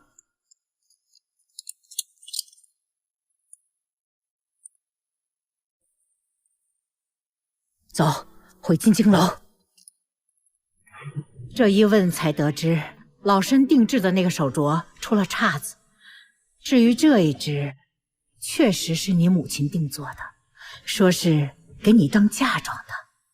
我阿母打算给我做嫁妆。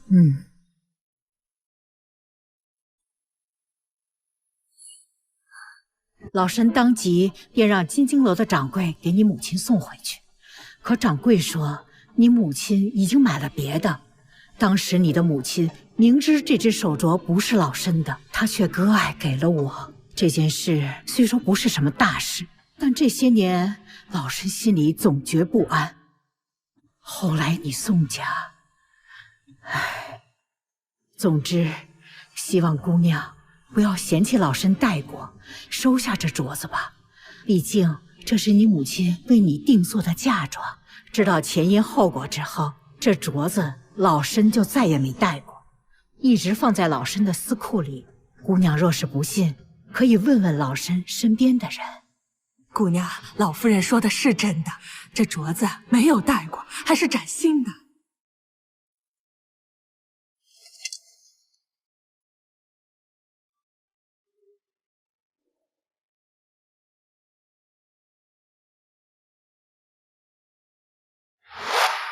西西，母亲给你订了一只很特别的镯子做陪嫁。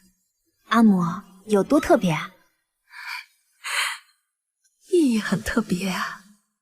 你6个哥哥会陪着我们西西一起出嫁，他们一定能护佑你平顺一生，多子多福多寿。阿母，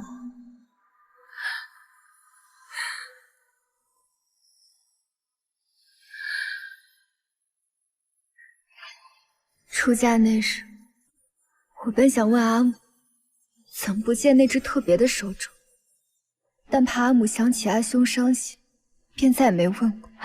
想不到这手镯是你母亲给你定做的，虽然迟了，或许不迟，或许刚刚好。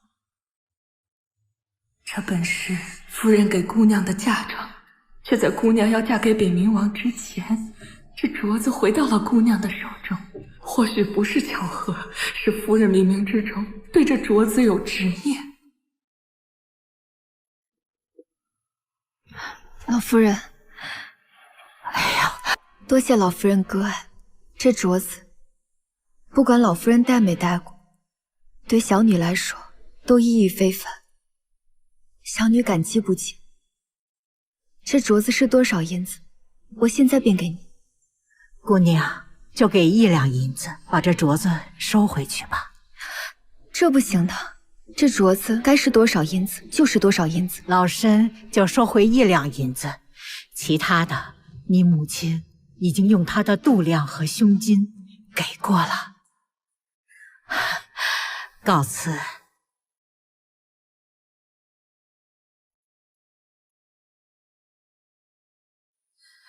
一书书到头，富贵不需要愁。2书书到头，无病又无忧。3书书到头，多福又多寿。我第一次出嫁的时候，还是阿母给我梳的头。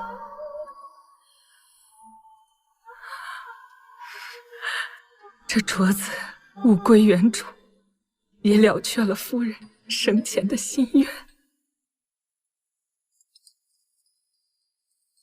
苏嬷嬷，我想我阿母了。明天就是姑娘大喜的日子了，这眼睛哭肿了，可就不好看了。苏嬷嬷最会夸人。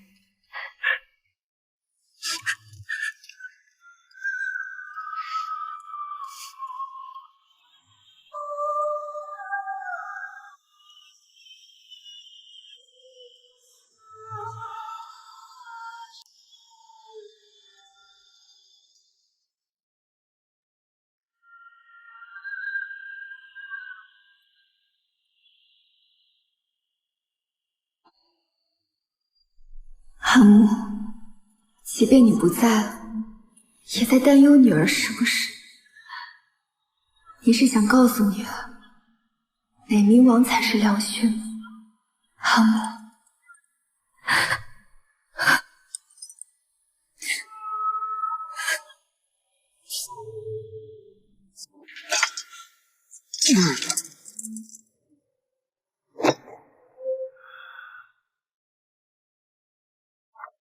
瞧瞧你现在的样子，该不会心里还有宋茜茜吧？你在胡说些什么？可惜呀，郎有情，妾无意。他曾经跟我说，你战北望算个什么东西？原来你在他心里呀，你连个东西都不算。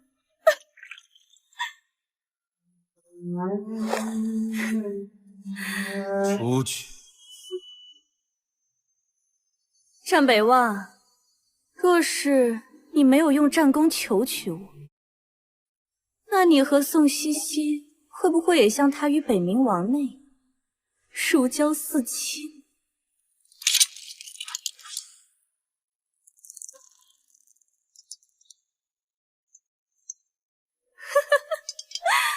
什么王姑娘，什么京城贵女，哪个比得上她宋茜茜？我虽恨极了她，却也不得不承认，天下男子若见过她战场英姿的，无不会娶她为妻。而她是你曾经的夫人，现在却要嫁给北冥王了。你是可笑不可笑？真是太可笑！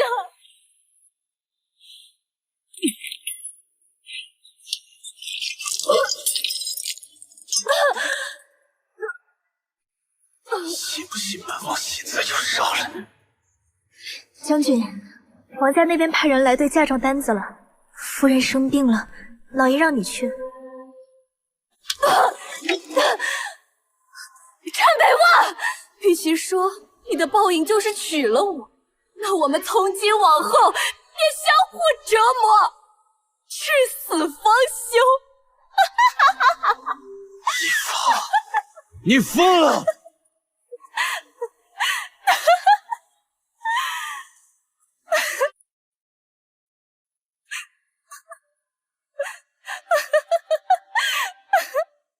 战北望，我祝你在大婚之日爱而不得，伤心至死。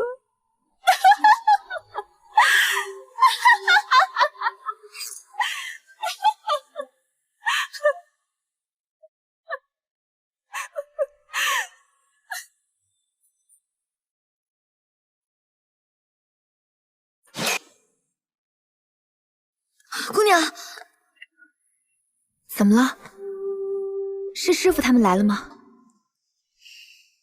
师傅说他们传信会给姑娘备齐嫁妆，但是万座门有事，就不便来了。师傅，他是怪我没去万座门看他吗？怎么让师兄师姐他们都不来？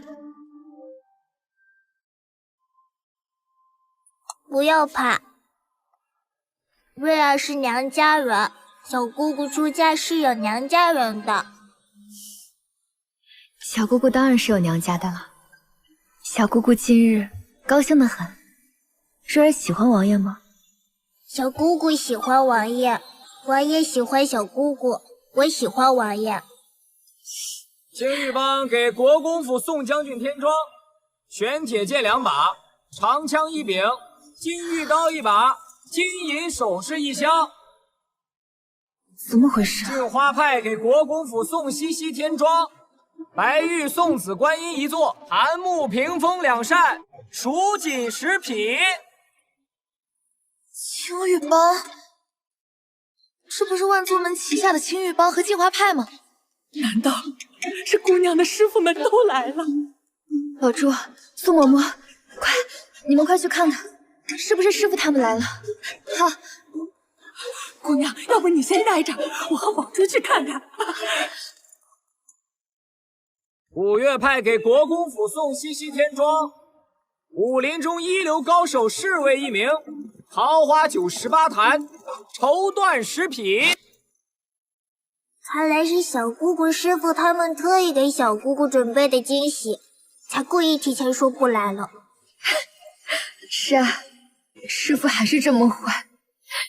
赤焰门给国公府送西西天庄，东珠1壶，和田玉100件3件，古琴1架，古琴谱10首，红宝石18颗，蓝宝石18颗，织锦被褥10床。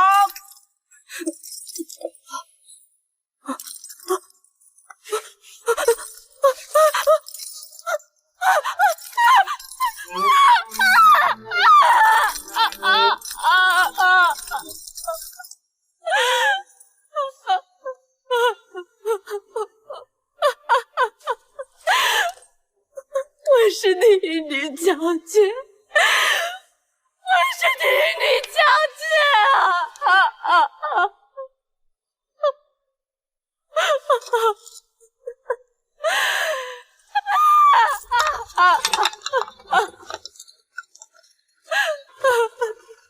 我输了，我输了。我说成了我最讨厌的样子。姑娘，好多人，你的师父、师叔、师兄、师姐都来了，外面好多人。是啊，他们都是来为你撑腰的。万宗门门主下女儿，送上嫁妆108台，京中店铺10间，眉山下庄子2个，黄金万两压箱底。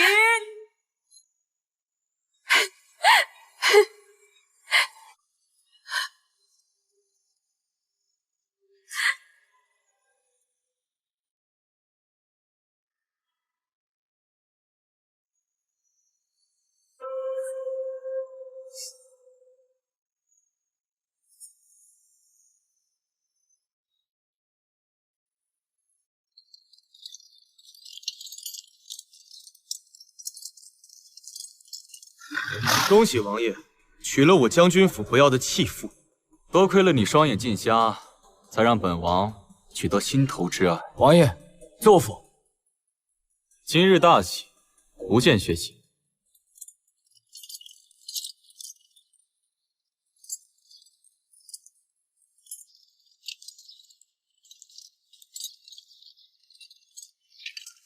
将军，走否？你傻呀，还不快走！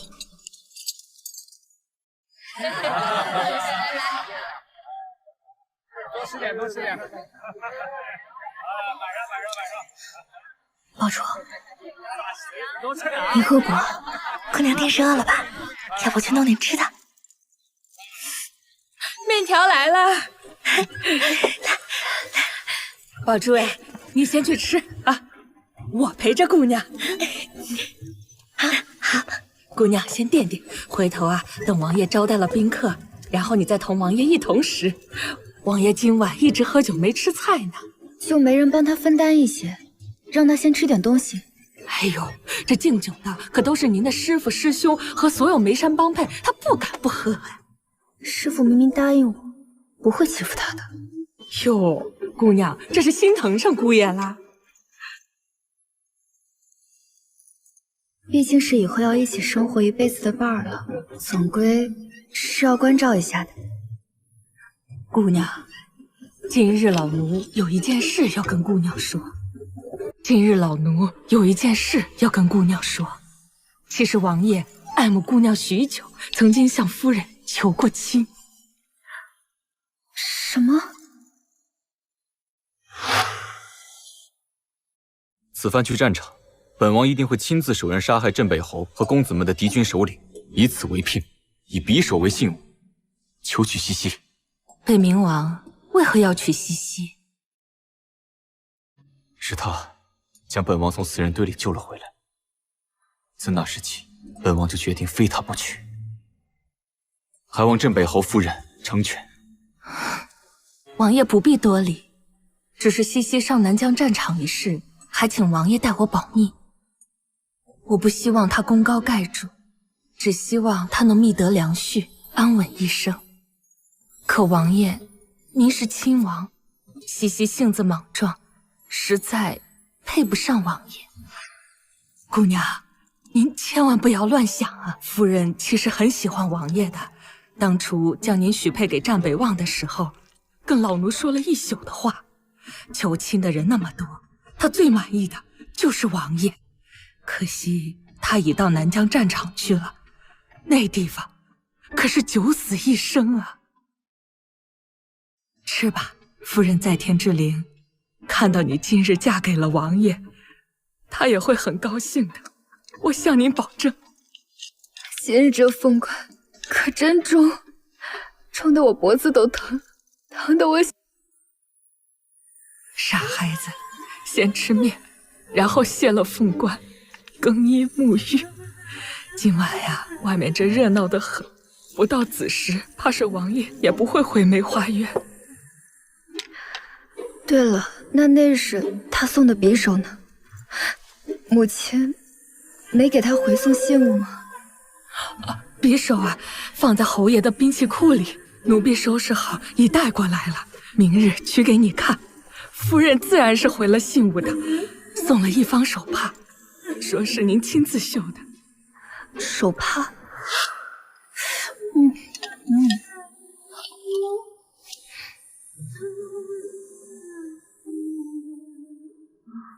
之前可曾做过女工？你是说，这个配色难看，还把牡丹花绣成四不像的方帕，是我绣的？西西，姑娘，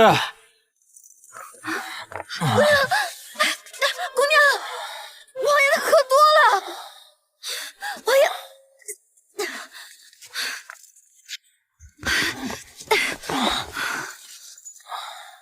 是被师傅师兄他们灌了酒，张副将说他不敢不喝，灌了不少呢，还和其他帮派一起灌他，喝的是桃花酒。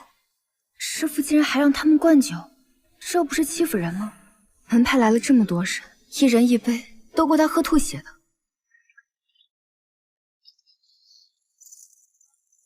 我来吧，你们两个就先下去休息吧，今天也累了，这里就由我来照顾他。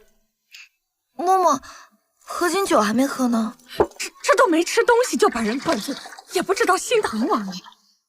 那我去拿醒酒汤。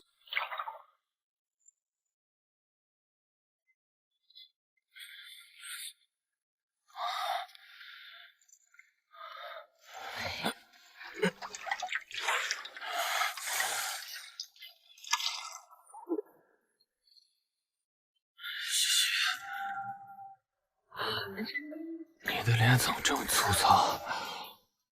怎么还有褶皱？哎呀，奴婢自然粗糙，满脸褶子。奴婢这都多大年纪了？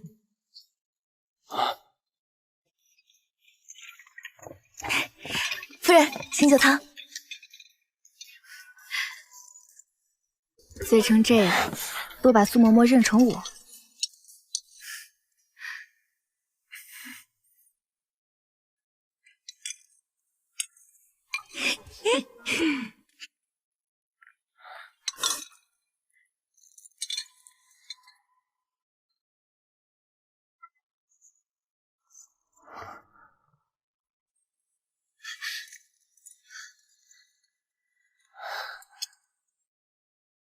这些同心结多半都是我做的。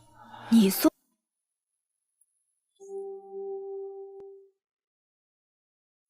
西西，好看吗？你还会做这种细活？其实不会，但学便会了。为什么会学？没有为什么，就是想亲手做。你我的婚事，我想多参与一点。西西，其实有件事我一直都没有告诉你。你刚喝完醒酒汤，要不我们坐下慢慢说。好。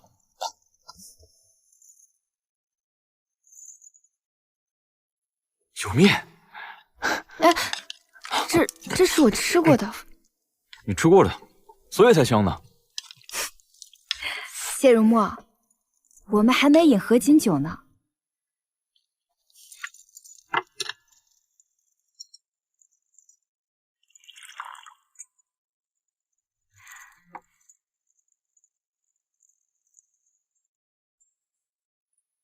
娘子，喝完这杯合卺酒。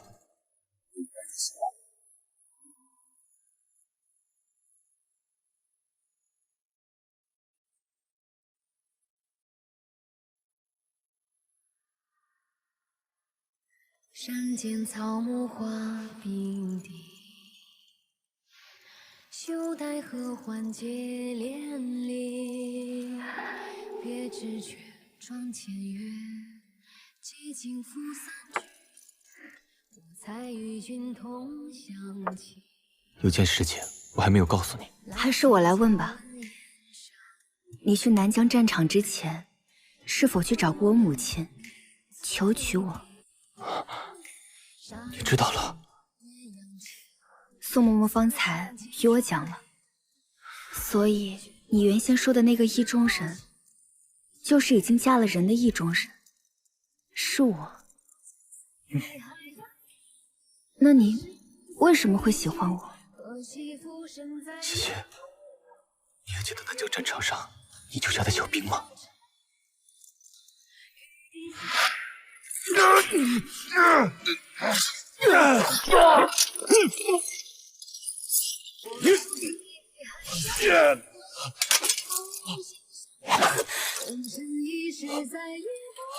我是宋淮安之女宋欣欣，我来带你们回家。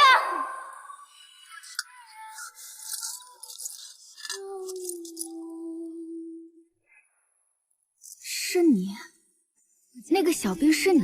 是啊。原来我们这么早就认识了。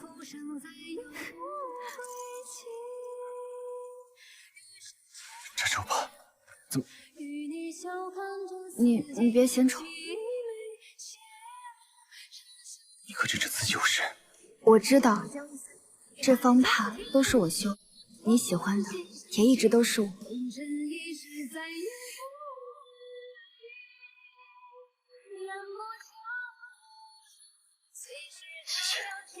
我喜欢的人是你，一直是你，一直都是你。